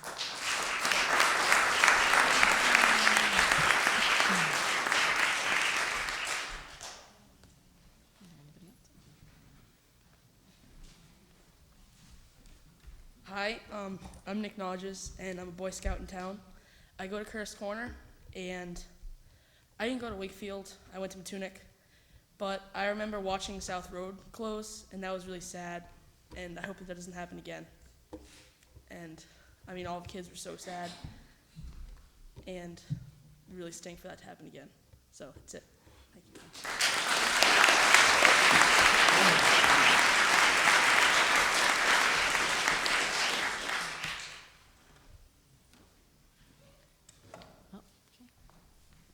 Please state your name. Francis Crowley, Matunic. I'm a little more cold water, I guess. I don't think hope is a budgeting strategy. And by my arithmetic and Mr. Alfred's numbers, we're about $1,115,000 We could be about $1,115,000 short if we don't get the 460, the 468, and the $93,000. That sound about right? Be about 920. 20, plus you have we got another 93,000 we're short already, or am I double counting that? Yeah, but that, they would be making that up in the existing. Oh, they would, okay, so we're not, okay. I'm anticipating that they will return a surplus. Okay, all right, okay. All right, I guess my perspective on this whole thing is it's a little bit different. And it seems every time I get up, I talk about business experience versus school committee experience and budgeting. We had a school budget of $58 million, okay? And we're looking at a potential variation on it of about $960,000, okay? That's less than 2%. And I'm amazed that, I sat through the meeting 2 weeks ago and heard about how everybody's looked at everything they possibly can, and we played nickel dime, $5,000 here, $5,000 there. I get back to my harping point. You look at the first two line items on the school budget, and you get about $47 million. And I guess my question is, and I won't be able to go to that school committee meeting tomorrow night, there's a difference between want and need. And do you really need everything that's in those first two line items? If you're looking for $1 million to keep schools open, and I don't know if that's the solution. I don't know enough about the school capacities and, how full are they and what the needs are, short-term, long-term. But I just look at that $58 million and figure out if you can't find $1 million in there, somebody's not doing their job. There's fat in there. And I think it's up to the school committee to take a long, hard look again and again and again. They've got until May 3rd to get it right. And some people have talked about people working smarter and more intelligently. I think this is a textbook case of that opportunity, and I hope they come up with something, because I don't think it's beyond the realm of possibility. Thank you.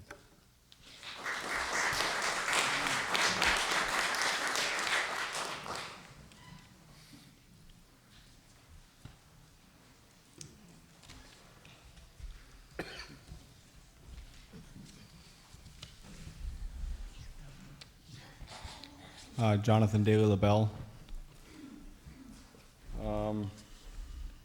Where to start? I guess maybe I'll start with that the school committee responded to a request. I don't know the exact reason. Thinking positively, maybe it was out of respect for the town council and the town manager. Cut 1.2 million. So they met your need. They met your demand. And now there's more information coming out, which still is not set in stone. And I'm kind of hearing that, maybe the school committee is going to be held to their initial demand before this new information became available. So, I think it should be a partnership between the boards, and maybe there was good faith on the school committee's part to make that cut. That if there were further cuts, that they would not be asked to cut even further. I guess I have a question about the tax rate, because when I follow this pretty intently, but I know a lot of people aren't as crazed as I am. But when I hear that the tax rate's going from $12, what is it currently, $12.11, I think? $12.09. $12.09, thank you. I just saved 2 cents. And then I hear that it's being presented as $14.10. I guess, could I just have the context of, if we weren't in the middle of this revaluation year, because that would sound like the big tax increase, but what would the tax rate have been if we didn't reevaluate?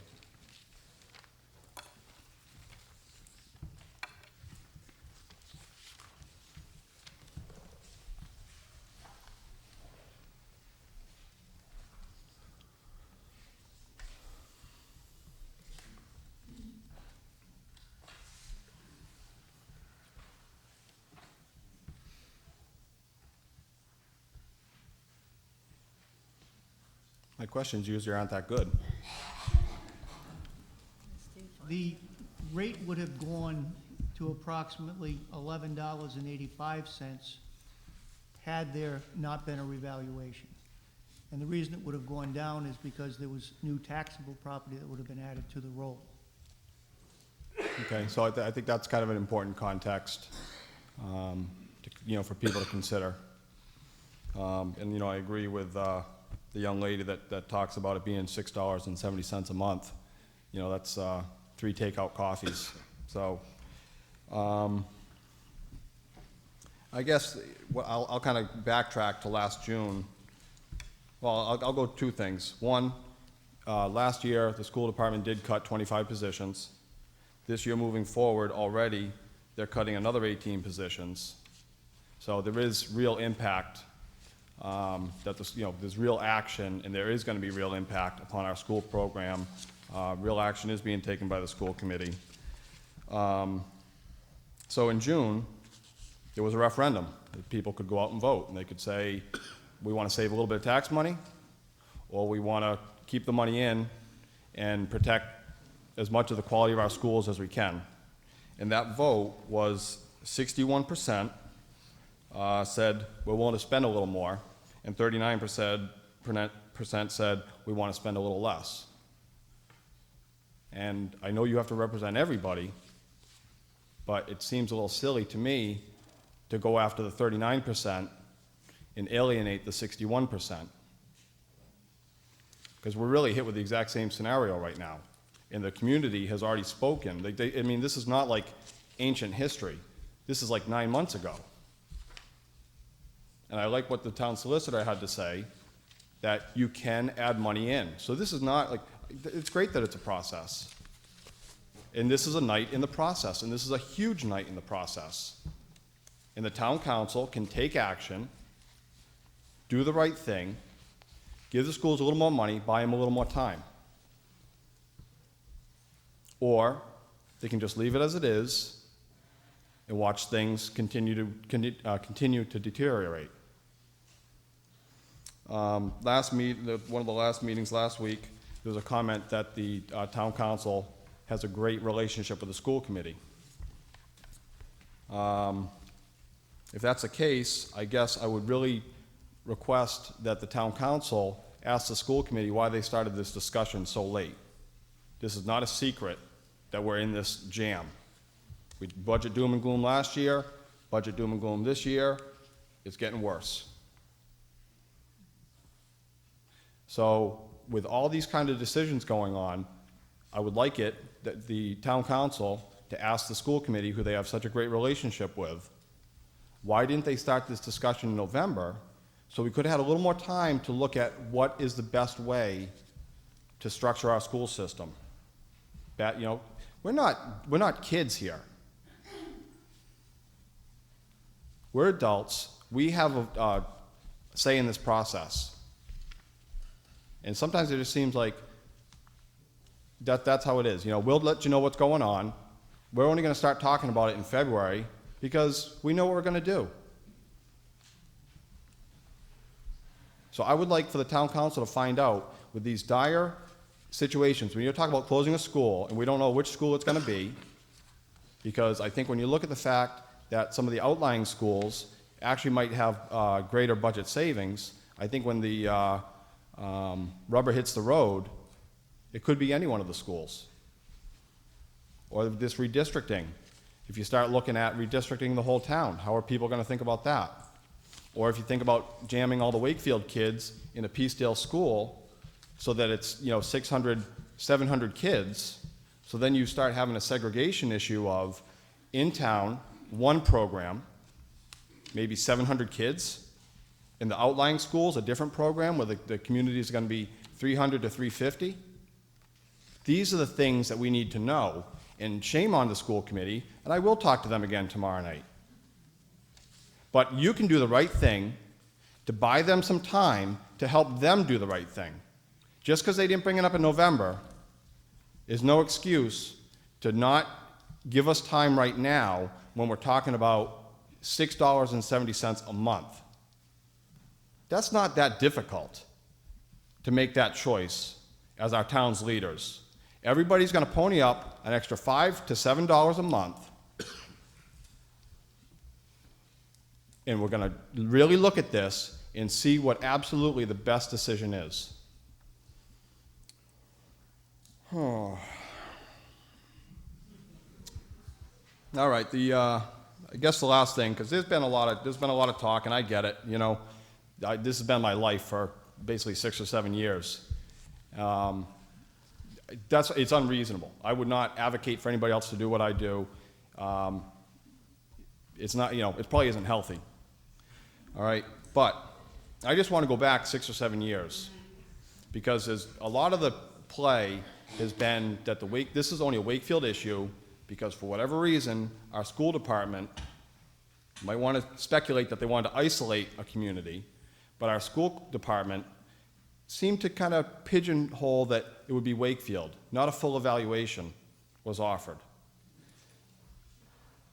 This is not just a Wakefield issue. Wakefield parents, I'm going to tell you, because I went to every one of those meetings when South Road closed, there was a core group of Wakefield parents. Because maybe you don't know this, or maybe you have forgotten.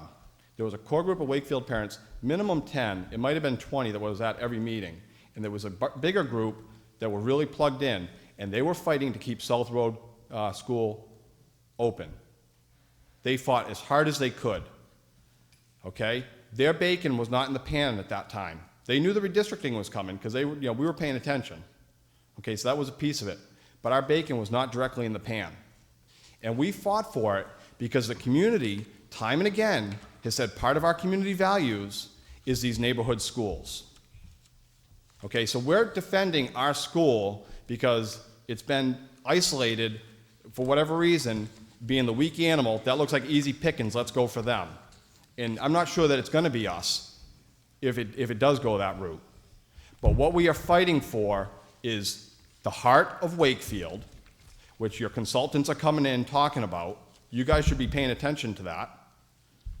You can be offended by me saying that, but if you're going to close a school right here in town, I'm going to say that you're not necessarily thinking about the business districts. We've been there. We are fighting for our community's values, for our community's schools, and I think that you guys should join the fight. And if you don't, I hope that the voters remember this when you're all up for re-election in November. Thank you.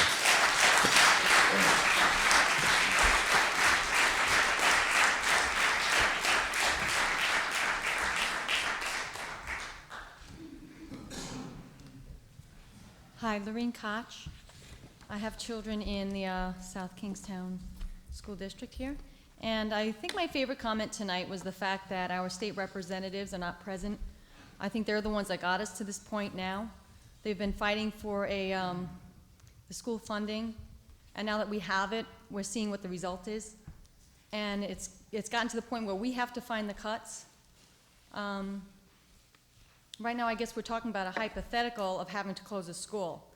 Maybe there's another way that they could, when they go back to their collective bargaining and they talk about what they're going to do with their contracts, maybe there's a way that they can discuss that they won't do a raise, or it's not, I mean, I'm not saying that we don't value the teachers, but it's very difficult right now. I know people who have had to move out of the town because they can't pay their taxes and they can't afford their house. They've moved to Florida, and I don't like having to raise taxes for those people who I know a lot of people are hurting right now. People are out of work. We have record unemployment levels, and if there's maybe even a way that we could tap into that undesignated funds until we get to a fix for the school committee working on how they're going to go about working on the contracts for the teachers. I understand that we don't want to have to keep tapping into that because that's not a permanent fix. But if there's a way that we can keep the schools open, not have to raise taxes, and figure out a better way, that's what I would hope that we could do.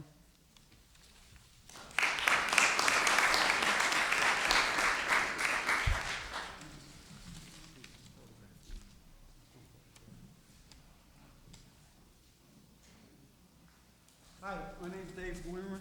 I live just down the street. There's my down payment.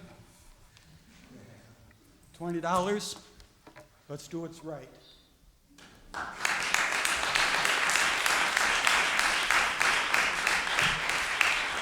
What's his name? Mr. Fournier, I don't want anybody to take your money. I would suggest that you take that back, really. I don't, if somebody leaves and that's gone, we don't have the money to pay you back. I hope nobody takes it. Is there anybody else? Okay. Anybody else? What was his last name? Hi, my name is Sandy Waterman, and I'm a resident of Wakefield. And I just had a couple of follow-up questions. And my first one is, was the request from you to have the school committee actually submit a level-funded budget? Or did they do that on their own? I'm not sure from the statement that you made. The level funding, Yes, that was at my request. that was at your request, okay. And my other question is, as far as the process goes and the timeline, I know I'm not too sure of it, but are you required to vote tonight on the budget? The preliminary, I know it's preliminary and you've said that they're going to vote on it, but are you required to? Yes, they are, because what's necessary is they have to have a preliminary budget that I can then submit to the state so that we can advertise for the informational hearings. But we need the opportunity to have a week between the time that they adopt the preliminary budget to get the state approval before I can get it in the newspapers. And by charter, the budget has to be in March 30th.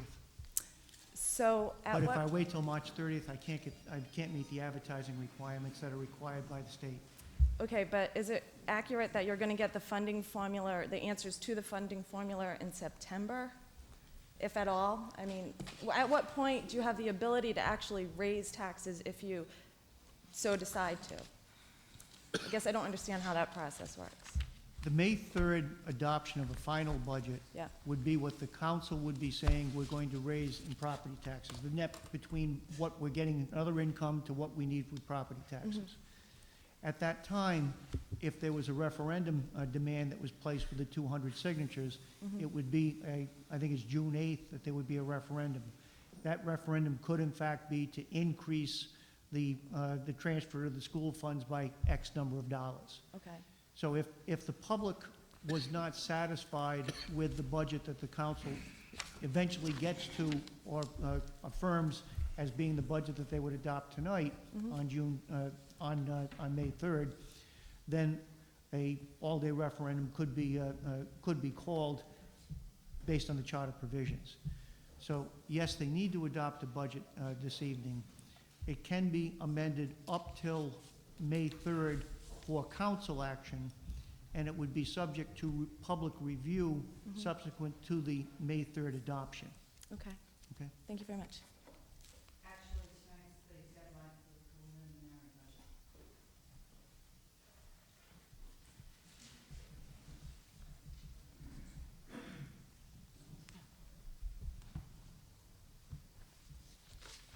Kathy, one other point that I wanted to make sure people are aware of, and out of an abundance of trying to make sure everybody has as much information as possible, is we've talked about the reval being worth about a 16.3% reduction in property values.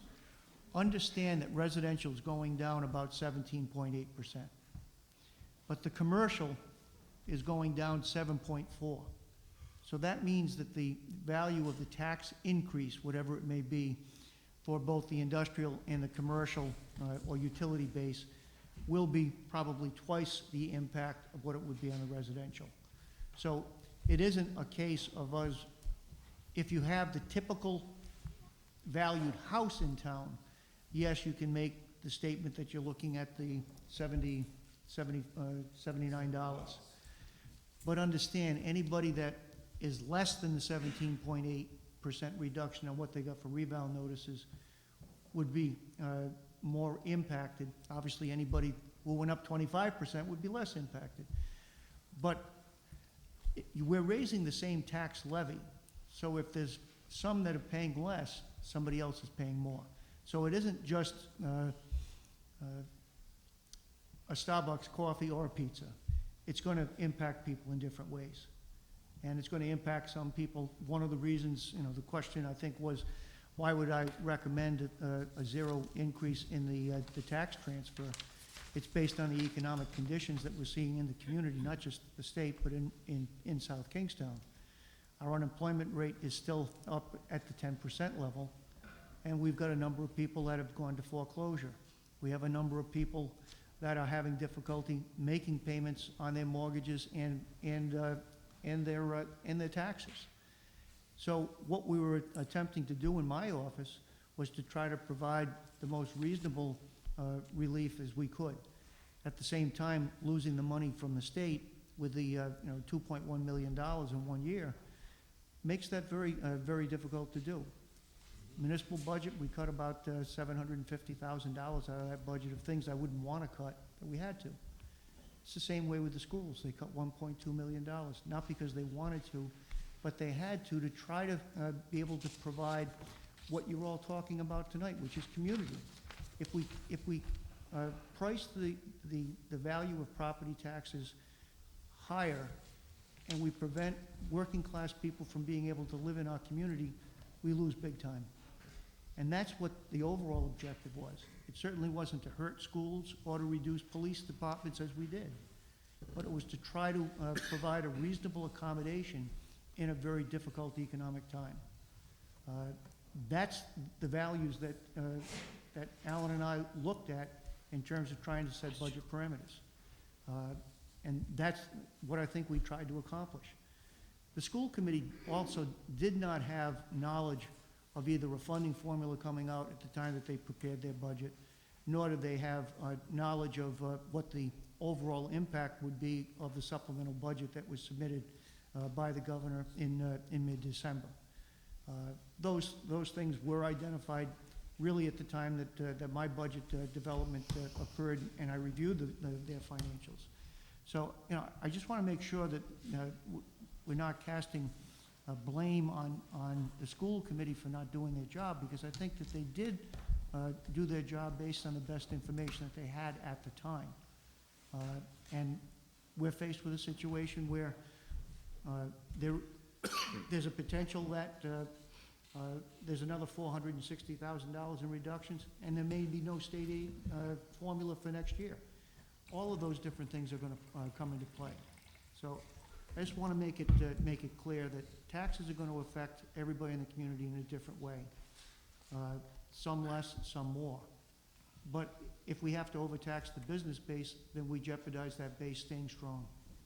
So I understand what the issues are that are being put on the table. I'm just trying to provide some perspective of what we have to try to accomplish with the number of balls that we're trying to keep up in the air at one time.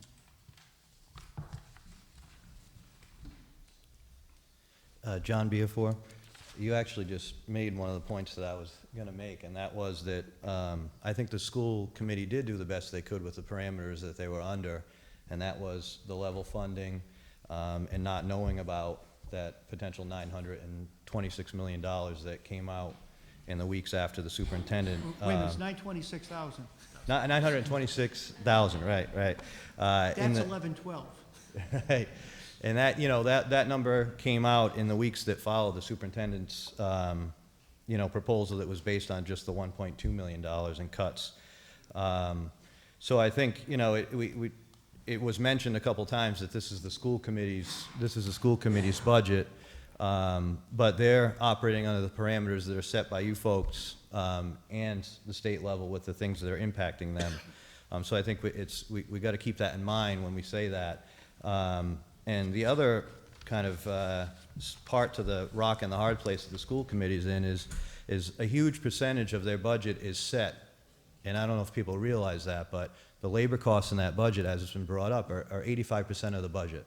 So we're talking with 15% of the budget that they can deal with at this point in time, and the cost of everything's going up, fuel and everything else. So it's really amazing with what they have to deal with within that 15%. So what I would just say is, a lot of people have said a lot of good things, and I don't want to repeat what's already been said, but to me it's like we've got two choices. We either do this now and not increase the funding to the school's budget and have to make serious hard decisions when we still have what's already been said. The state funding formula isn't formalized, and it doesn't give us enough time to plan out long-term what we want to do in the schools. We have to stop reacting and start doing things with long-term planning. It's not, raising taxes is not a popular thing, and nobody really truly wants to advocate for that. And the second part of it is that the labor contract's up next year. And I, for one, absolutely value what our teachers bring. My wife's a school teacher, so I benefit directly from our labor contract. So I think it's fair for me to say that has to change has got to go into the way labor contracts are set. And I think if we have all those variables in the air next year and none of them set this year, it makes no sense to me to make this decision this year when. That's it. I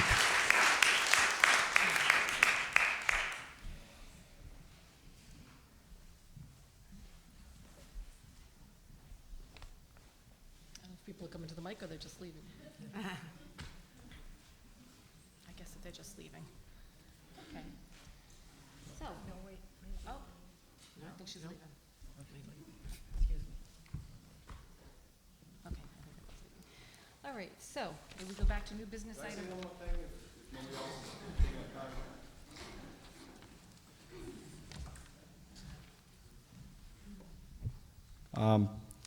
I know that it's been talked about, concern for the people who are really struggling, but earlier this budget year, as well as last budget year, I brought up the idea of giving people the option to defer part of their taxes. And it seems like it would be something that's possible because we do have a nice undesignated balance fund. And that money wouldn't go away, it would always be there. You could probably, I don't know what the accounting method would be, but it seems like you'd be able to say, well, there's this money that's been set aside, we're helping out homeowners. I mean, I hear you guys talking about wanting to help homeowners, but both times I've brought it up, it's really just been rejected, like in a 2-minute conversation. I haven't even heard it talked about. So if you're trying to do it, I just don't get how all the pieces are connecting, because if you're trying to do what's right for the schools, but then the reason that you feel like you can't do what's right for the schools is because you need to do what's right for the people that are struggling in our community, it doesn't seem like you're really giving an option, because the $80 on average, and probably the people that are on the lower end, maybe it's $40 a year or $50 a year. That's not the piece that's going to break them. If they're paying taxes of $3,500 and they have hit on hard times, and that might be the piece that's going to break them, that's going to be the piece that's going to break them. It's not going to be the extra $40. And you're actually, probably a lot of these people need the most help from our school system. So you're really kind of,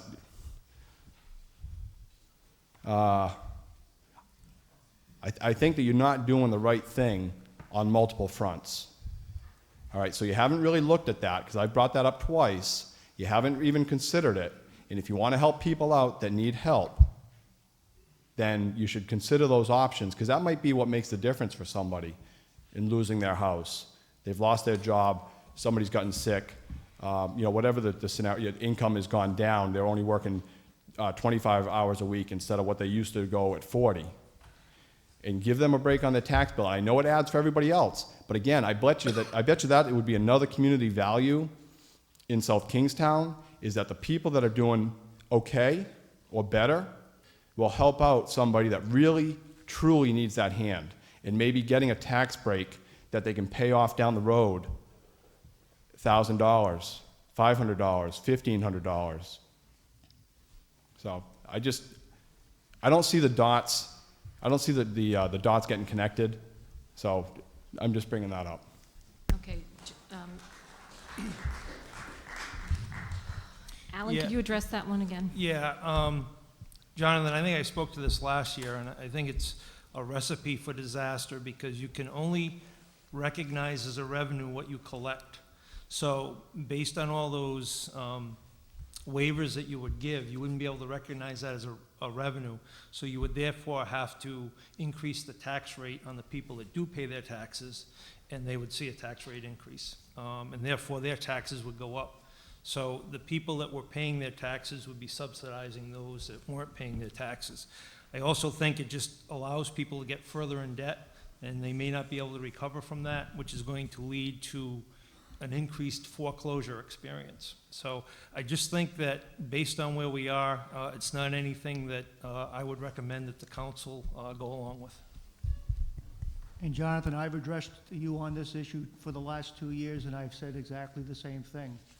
Because we are not in the business of providing credit One of the big problems with this country today is credit has been extended and extended where it should not be allowed to be extended, and the payments can't come back in.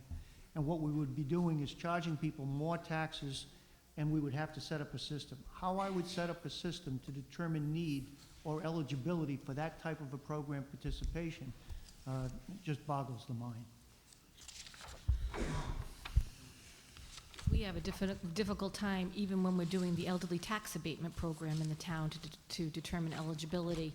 And we are seeing, you know, an increase in the elderly tax abatements, you know, every year.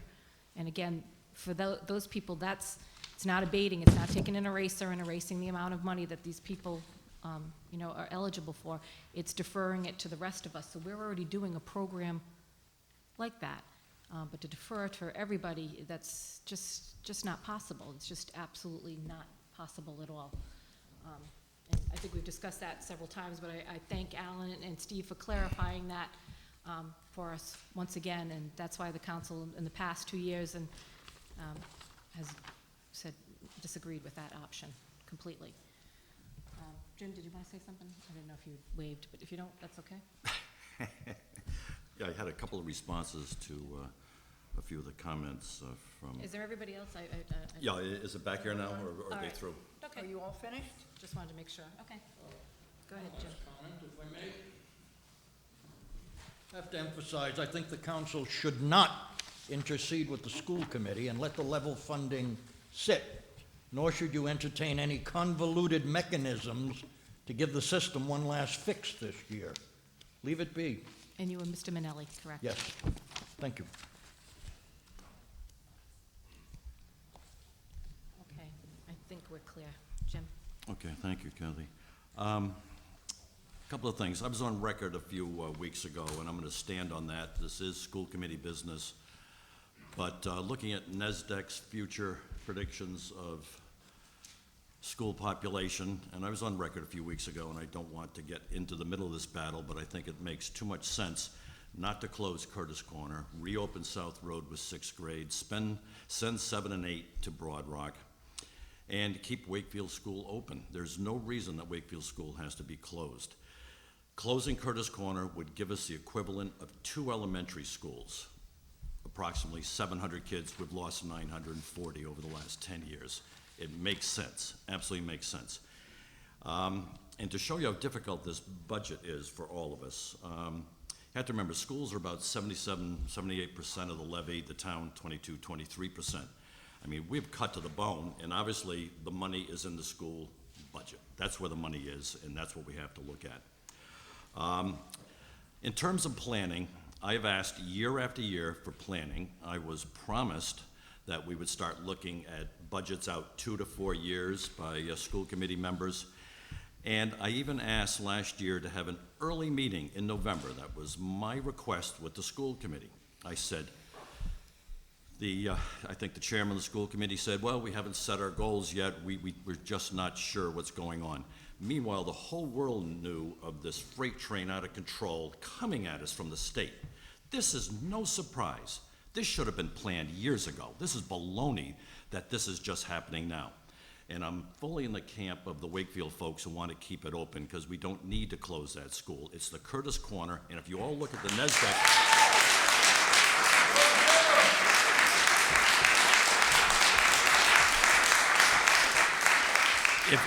if you look at the NESDEC numbers behind the 6th grade right now, they'll tell you we'll be well under 100% capacity at Broad Rock if we put the 7th and 8th grade there. Right now, the bubble is the 6th and 7th grade, moving to 7 and 8. That'll almost fill up Broad Rock 100%. Well, that's the way it goes. Do it for 1 year. But behind that, we're down to 250, 240, 235s, 225s. We'll be at 85, 90% capacity in a couple of years. This should be done. Now, some of the folks here are quite upset about level funding in the budget.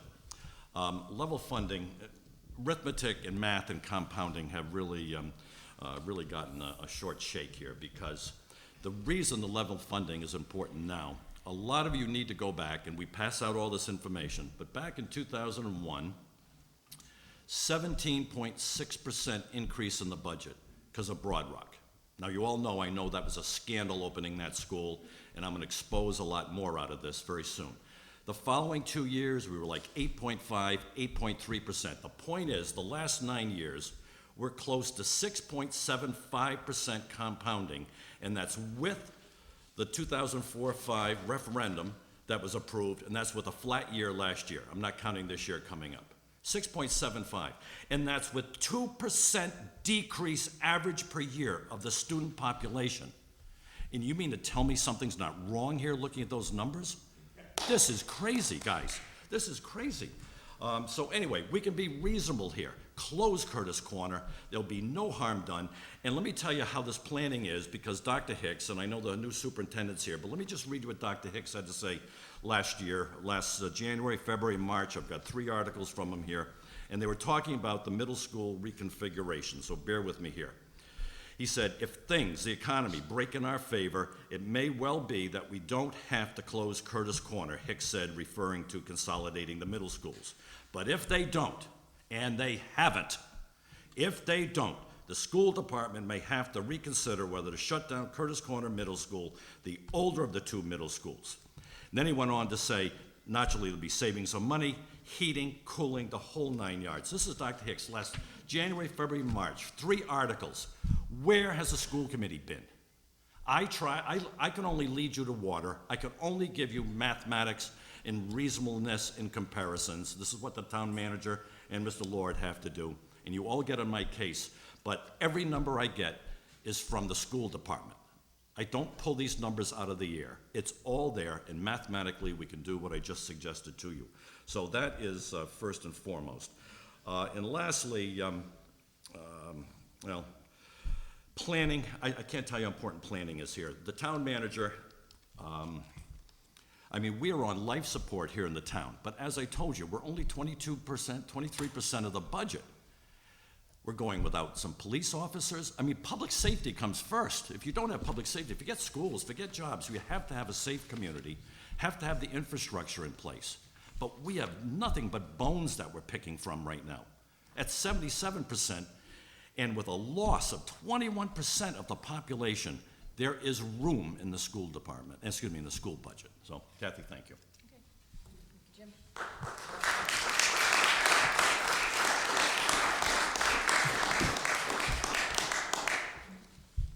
Any other comment from the council?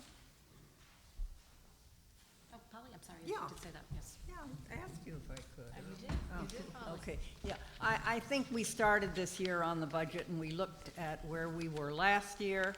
We looked at what had happened to the economy, and it was a disaster. We knew this year was going to be a disaster, and from what Alan says, next year is going to be even worse. So I think to expect us to do more than level funding of the school this year is not realistic. I think that we're asking them to be realistic and to look at what they can do in order to make their budget a budget that works better for the schools we have. There is nothing more important to me than education. I know you all feel the same way. I would rather put money into education than anything else.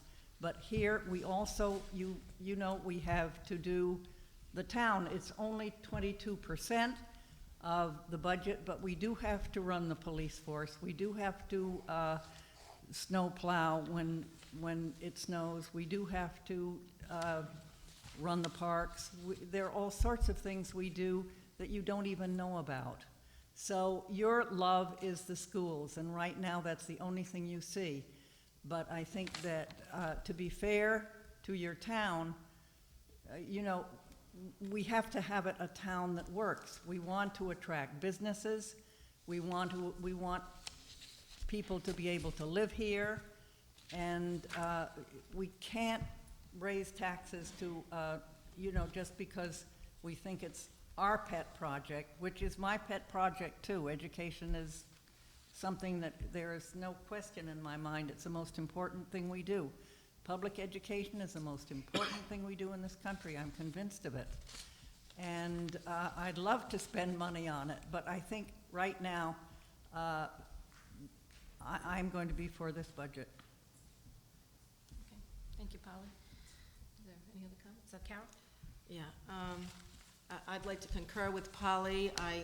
Obviously, I believe education is extremely important, and we spend 78% of our budget on it. We're obviously committed to education.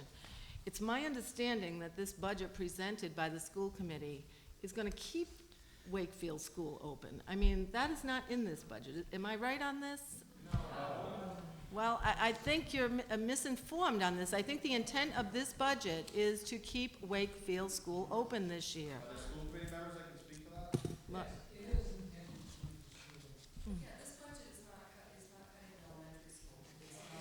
What about when the 26,000 doesn't come through? That's not what this budget is, though. Okay, but that's not my meeting. No, Right. it's not.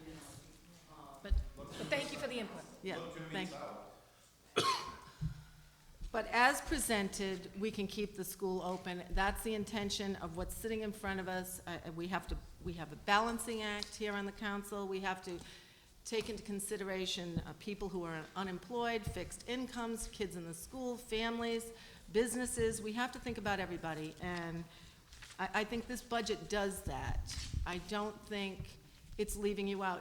It's not closing Wakefield School, to my knowledge. And if there's further cuts from the state, I mean, we'll have to address those at that time. But for right now, this budget covers what you're looking for. And I think level funding is the way to go right now. I think if we raise the taxes any more than we have to keep what we have, we're going to have another group of people, maybe even larger than this group in this room, saying, please don't do it, we can't afford it. We have to listen to all sides. And it would be irresponsible for us to do otherwise. Not just unrealistic, but irresponsible. And for that reason, I appreciate all of your suggestions. I think you've spent a lot of good time, and you've come forward and gotten involved in the town government. And we need more of that. There's no doubt about that. I mean, there's many nights we sit here, and there's nobody but department heads sitting out there, you know. So please come as often as you can and get involved. But with that said, I think that the budget is good as presented, and I will support it. Kathy? Yeah, I just want to echo what Carol has stated and the rest of the town council. It's my understanding also tonight that the preliminary budget does not include, closing of any elementary school. If there are additional cuts at the General Assembly, which we've been proactive, talking to our legislators. The last meeting we did have some of our legislators here. They are not here tonight, but they were here at one of our last meetings. We have been in contact with them. I can't tell you the amount of hours that Steve and Alan have spent analyzing that educational funding formula. There's meetings set up to be proactive so that if those cuts, do come to fruition, that there is a plan, for our town. So to make the statement that we, are waiting to the last minute, I was on the school committee when we had that $1.2 million cut many, many years ago.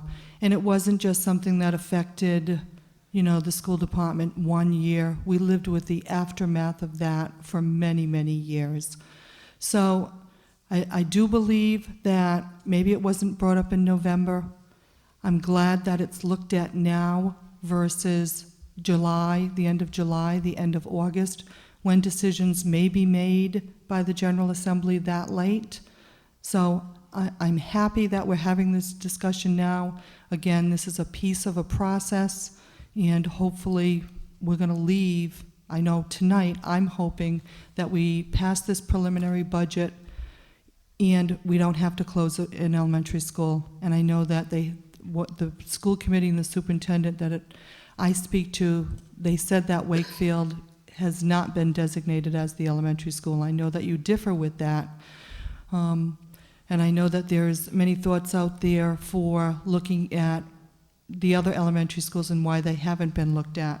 But I'm leaving tonight supporting this budget and hoping that Wakefield Elementary School stays open and fifth graders do not get moved into Broad Rock Middle School.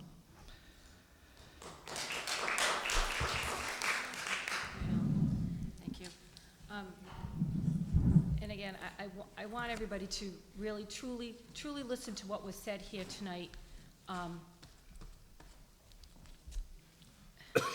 It's very emotional. For all you parents sitting there, and I stated this at a meeting a couple of weeks ago, but there weren't as many of you here. I was here 5.5 years ago, and I was sitting on the council when my own child, my own daughter, was in 2nd grade and South Road Elementary School closed. So I know what you're going through. I lived in the neighborhood of Teft Hill. Wendy Bucci was on the school committee, was the chairman of the school committee. We both lived in Teft Hill. It gets very, very emotional. People get very, very heated. I just really wish that everybody be calm about it. Get your facts straight, because I know over the weekend sometimes some things came up that, I was hearing from people, and I'm getting emails and reading the letters, and, that this was really, that you all thought we were cutting money out of the budget.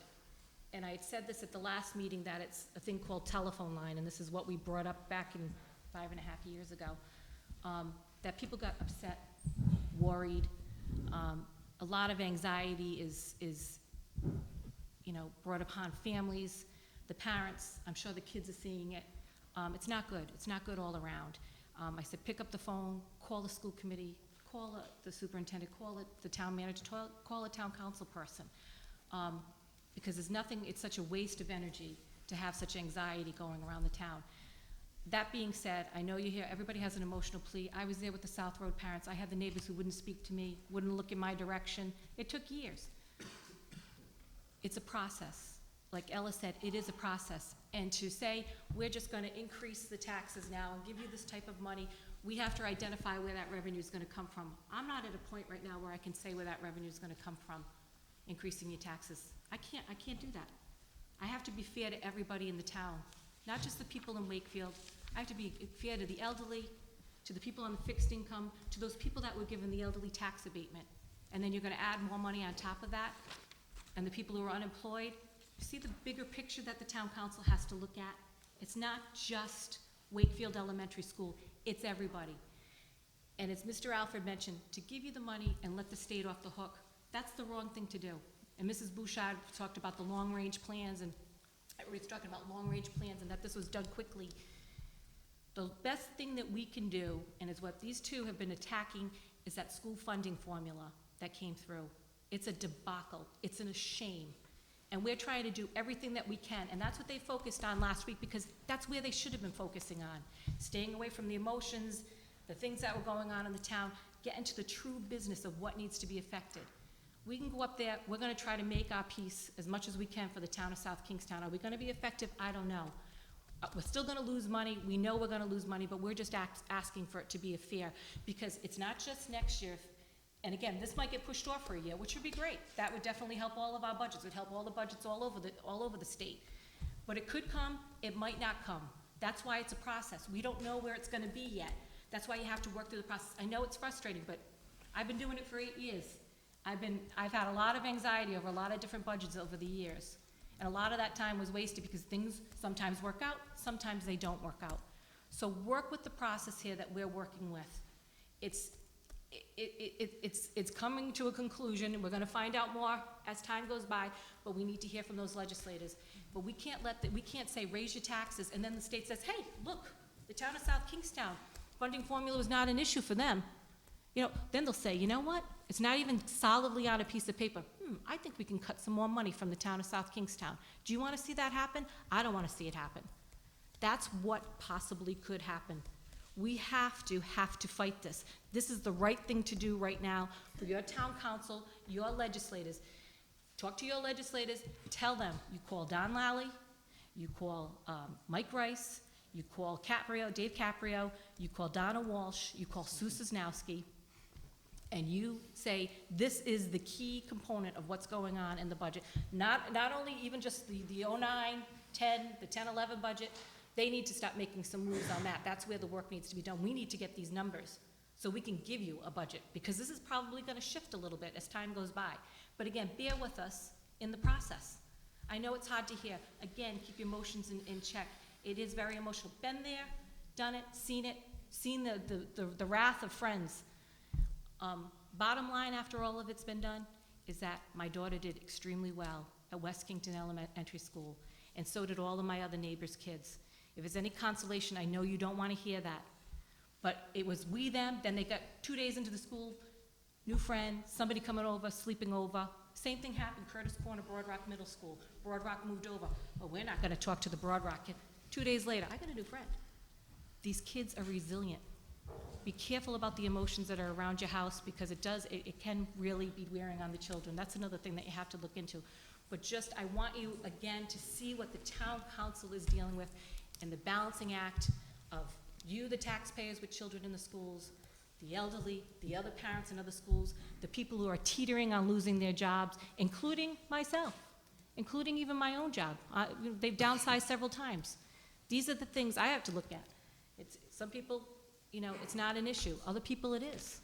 This economy is not getting any better any quickly. And, that cup of coffee, the luxuries in my house have really, really declined, because I'm trying to pay off as much debt as I possibly can, as are probably many of you out here in the audience, and many other people who are at home, watching this on their computer. So these are the things that we're balancing. Again, it's a process. I know it's frustrating, but we're working through it, okay? Kath, Oh, I like that you said something. okay, can I Okay. just, could we just have a clarification with the cuts from the school department with 1.2? Does it include Wakefield School? No, Okay, the- does does not. not. Okay. I just want to make sure that we're all on the same page before we leave tonight, because I saw many nodding heads that it did include Wakefield School. It does not. It does Okay. not. I think the problem is the NASDAQ NASDAQ. report that came out. Mhm. It suggests that the town should do in its long-term planning is close Wakefield down, have the fifth graders go to Broad Rock, and then they have some sort of plan for South Road being some sort of expanded pre-K, Head Start type school. I mean, that's my reading of it. I just wanted to make sure that we're all on the same page, that tonight's preliminary budget that we're approving tonight does not include the closing of Wakefield Elementary School. Not in this, Includes all not, sort of possibilities. not in this preliminary budget that we're talking about this evening. You're talking about the presentations that have made since this preliminary budget was presented, and the NESDAQ just came out just the other day. So this was handed to us on February 11th. So the budget that we're voting on now does not have that. It's not in here. Alan?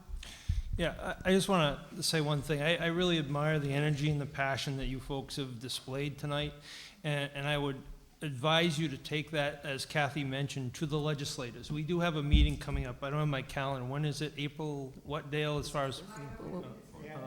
Okay. It's not confirmed yet. There will be a meeting coming up with the legislators, and if you could get this group out and, voice your concerns to them on that night.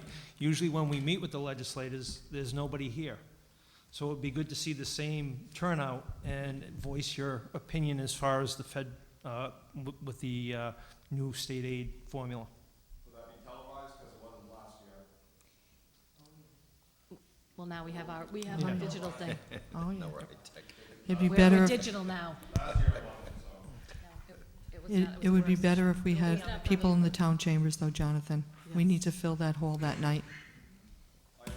It'll be good if it's televised and reported. The computer will have it. It'll be streamed. Yep. It'll be streamed. Okay. Ella, Right, so we have a motion. the cuts that you were talking about are presented in the school department's joint work session 31010 for the $1.25 million that were cut from the superintendent's budget. So if anybody wants to see that, it's on the school's website. Thanks, Steve. It's in this one, this packet now. Right, I know that it was there. I just saw many nodding heads when that was brought up, Just so I wanna just wanted to clarify. make sure that it was Yeah. clarified before we ended the meeting. Yeah. Yeah, we need to keep the right information out there. It does get a little hairy sometimes. All right, I'm sorry, Paula, go ahead. I move approval of new business item A, which is the budget, the town council preliminary budget. Is I'll- there- Second? Been moved and seconded. Did we see about amendments? Did anyone mention Okay. amendments? No, nobody wants any amendments before we move on? No. Jim? It's been moved and seconded. Any discussion? Well, wait, Jim has something. Oh, I didn't know, Any you gonna ask for discussion? discussion? For any further 'Cause- discussion? Go ahead, Jim. Okay, yeah, because you have a motion and a second. I'm not going to vote for this preliminary budget approval, and basically because I want to see Curtis Corner closed. Kathy mentioned earlier tonight about the variables coming at us. I don't care what equation, what calculator you have, all the variables add up to a problem. When you have this kind of outlook that we're stuck with, you always budget worst-case scenario. And by taking Curtis Corner out of the equation relieves Wakefield School of that issue. And so I will not support it until I see that kind of action or consolidation, not closing Wakefield School by the school committee. So I am going to vote nay. Kath, could I just, Ella, sure. Jim, with your closing of Curtis Corner Middle School, is part of your master plan or thought reopening South Road? I said that earlier. Yes, I wanted South Road open. I wanted 7 and 8 to Broad Rock and to close Curtis Corner. So I'm formally requesting the South Road School Reserve Fund. How much is there and what would it retrofit to reopen South Road? And I know that's not a decision here at the town council table, that's a school committee decision, but I am requesting that information. About 300. And it doesn't have to be right this very minute. It's about 330,000, give or take a dollar here or there. That still remains.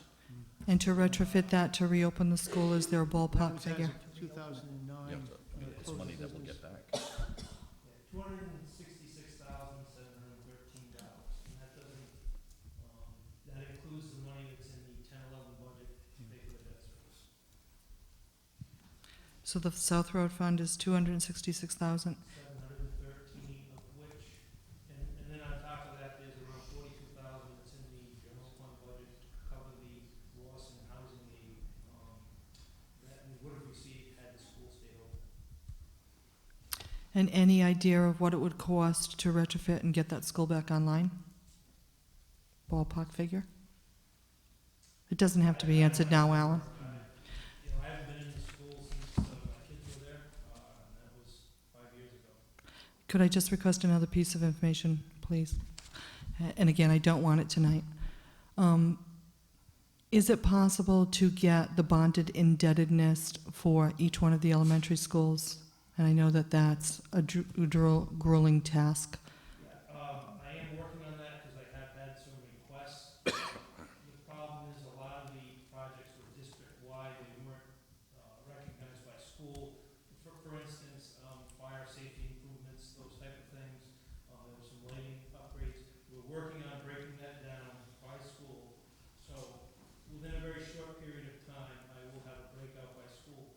I would say this, that as far as the loss of housing aid, the elementary schools are probably the three elementary schools, Matunic, Wakefield, and West Kingston, all would have the least amount of debt. So you would lose the least amount of housing aid on that because you get a 30% reimbursement. Obviously, Broad Rock and Peacedale have the most, and you wouldn't consider closing those. And Curtis Corner, again, I'm working on breaking down those projects, and hopefully, you know, if I get some time, I know. I'll have those numbers. I just think that if things do go the way that we don't want them to go down at the General Assembly, I think that that piece of data is important for data to be looked at in closing an elementary school. So I appreciate you putting the time to gather that. I will say this, I can give you a number on Curtis Corner, but it's without any of the district-wide projects or any of the projects that were included in the $1 million bond improvements. Again, that's something that we'll have to break down by school. We are working on that. But on the building aspect of Curtis Corner, you're looking from 10-11 out to, just bear with me a second here, go down the spreadsheet, out through the year 2019-20, on the building projects, you're looking at housing need of $441,000. That if that building was closed, you would lose out on that over a 10-year period. And to give you an idea, the impact in the 11-12 year, excuse me, 10-11 year would be around $73,000 in housing aid that you would lose. That doesn't include the fields. I did talk to the Department of Ed today and expressed that I thought that the fields, you know, the high school uses that for soccer, football, they use the track, they have field hockey games there. So that, they said as long as you can document that it's used for high school interscholastic sports, that she did not feel that that piece would go away. But that, if it did, would add another $378,000 to the equation, approximately. However, again, based on Department of Education comments today, as long as you can document that you're using that for high school, they wouldn't take that away. Any other? I'm sorry, Kath.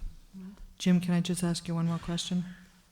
If your proposal is to close Curtis Corner Middle School, are you saying that 7th and 8th grade should be placed at Broadrock Middle School? Where is your proposal to put the children? I said to reopen South Road. For I've said 6th that- grade? Pardon? For the 6th grade? Yes, I've said And then that. 7th and 8th grade? To Broad Rock. To Broadrock. Yep. And it's my understanding that those numbers don't work, according to the information that was presented by the superintendent. So we can get a further clarification from Dr. Kristen Stringfellow. That was my understanding. I don't know if Stephen Allen has more information on that. Yeah, I was also looking at the former superintendent, Dr. Hicks, who made some comments last year. The closing would lead to savings, heating, cooling, et cetera, other operating costs. Hicks projected $630,000 in total savings. I don't know if he figured in the bond issues or getting some money back from South Road, losing at Curtis Corner. But the thing is, it works for numbers. It works for where the student population is going in this town. All right, so it's just more information to be gathered, and it's not just a quick fix. There are other factors that need to be looked at, so. Polly? Polly? And that's why we have a school committee. That's exactly right. Thank you, Polly. Okay, so we have a motion. It's been seconded. We've had discussion. Is there any other discussion? Hearing none. All those in favor? New business item A, please say aye. Aye. Opposed? Nay. Dale, can we have a roll call vote, please? Aye. Aye. Aye. Nay. Aye. Motion passes 4 in the affirmative, 1 in the negative. Okay, on to new business item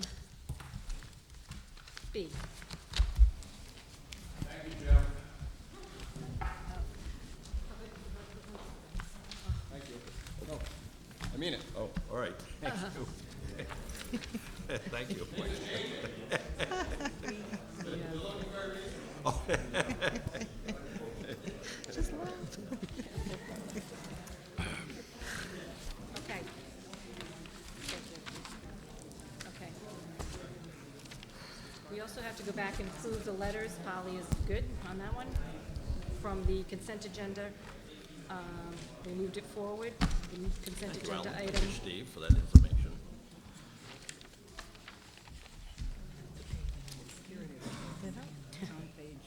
Communication item F. Do I have a motion to approve the communication item F? And, go ahead, right here. You want to read it? Oh, I think we actually kind of read it into the thing. Need to be at B.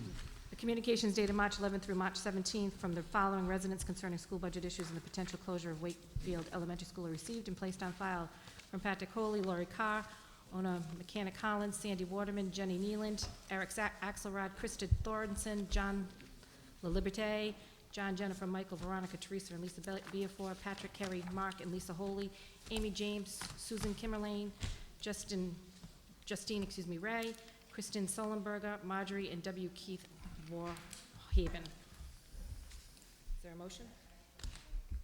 Kathy, I asked you to take that off the consent agenda because I did want to thank all those people. They were extremely thoughtful letters, and I think we read every one of them.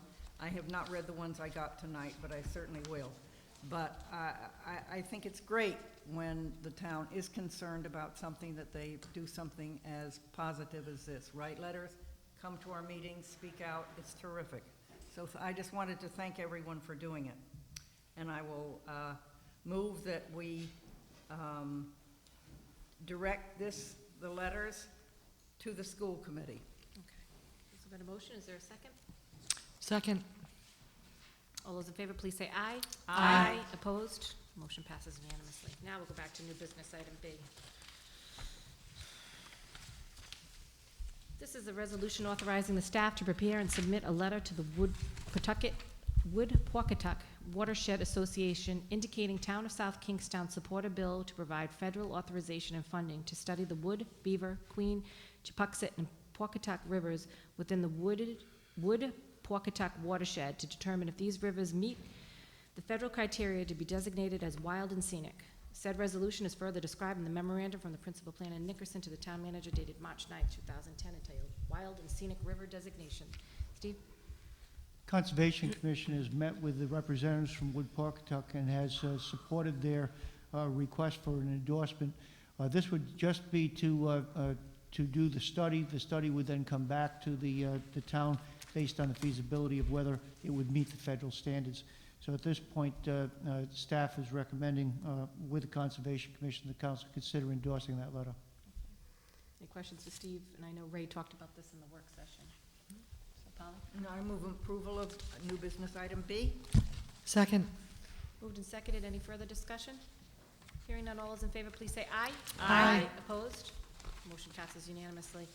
Next is new business item C, a resolution authorizing award of bid to Motorola Incorporated, 12 Walker Way, North Situate, Rhode Island, for the purchase of Motorola MCC 5500 radio system consisting of a dispatch console, equipment, and radio room electronics, complete with the installation and removal of existing electronics, an amount not to exceed $107,376, including a contingency, and a Synergy dispatch console system, complete with installation in an amount not to exceed $35,802, including a contingency, for a total bid amount not to exceed $143,178, and is further described in the memorandum from the police chief to the town manager dated March 11, 2010, entitled Bid Recommendation, Dispatch Console, Radio Room, Electronics, and Furniture System Upgrades. Steve? This is a major component of the town's capital improvement program. It's for the replacement of the communication system and the upgrade of that system to an 800 megahertz radio system that'll provide us with greater interoperable radio communication with all public safety agencies. There's two components in this contract. One is for the dispatch console and the electronics, and the second component is for the furniture and redesign of the system that's necessary. Dollars, for the most part, are being paid for through federal stimulus dollars as well as governor's justice dollars. There's about $98,000 in grants and $45,000 in the equipment reserve, which came from capital budgeting. It's interesting to note that we're talking about replacing in our new police station, which equipment that was 1998 when we opened that facility. The other thing this will do is to provide us with greater flexibility because it'll give us a third seat capability as far as use of that center, as well as privacy panels to allow for independent dispatching of more than one incident at a time. So I'd recommend the council approve as presented. This is under the state's master price agreement for all of the equipment that we will be acquiring. Okay, is there a motion? I move approval of new business item C. Second. It's been moved and seconded. Any further discussion? Hearing none, all those in favor, please say aye. Aye. Opposed? Motion passes unanimously. Next, we move on to new business item F, a resolution authorizing an award to bid to Fleet Construction Incorporated, 24 Martin Street, Suite 10, Cumberland, Rhode Island, for the Liberty Lane Phase 1 Road Reconstruction Project in an amount not to exceed $350,000, including a contingency, and is further described in the memorandum from the Public Service Director to the Town Manager dated March 15, 2010, titled Bid Recommendation Liberty Lane Phase 1 Road Reconstruction Project.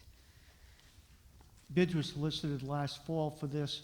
We delayed the construction really for two purposes. One is that we were concerned on whether we would be able to fund these projects in the 9-10 year based on the changing state revenue. And secondly, based on the time of the season, we were not prepared to have it go forward in the late fall. Where Fleet has agreed to hold the prices that were the low qualified bids submitted for this project. I'd like to lump this recommendation with item G as well. What we're doing is really two separate projects. The first project will be to reconstruct about 3,500 linear feet of the northerly most portion of Liberty Lane. There'll be with that reconstruction, there'll also be a geogrid system that'll be required to be installed for about a third of that project because there's inadequate road base that's there. We're also recommending on the item G, the award in the amount of, I believe it's $40,000 we're looking for, and this would provide for the paving at the Old Mountain Field.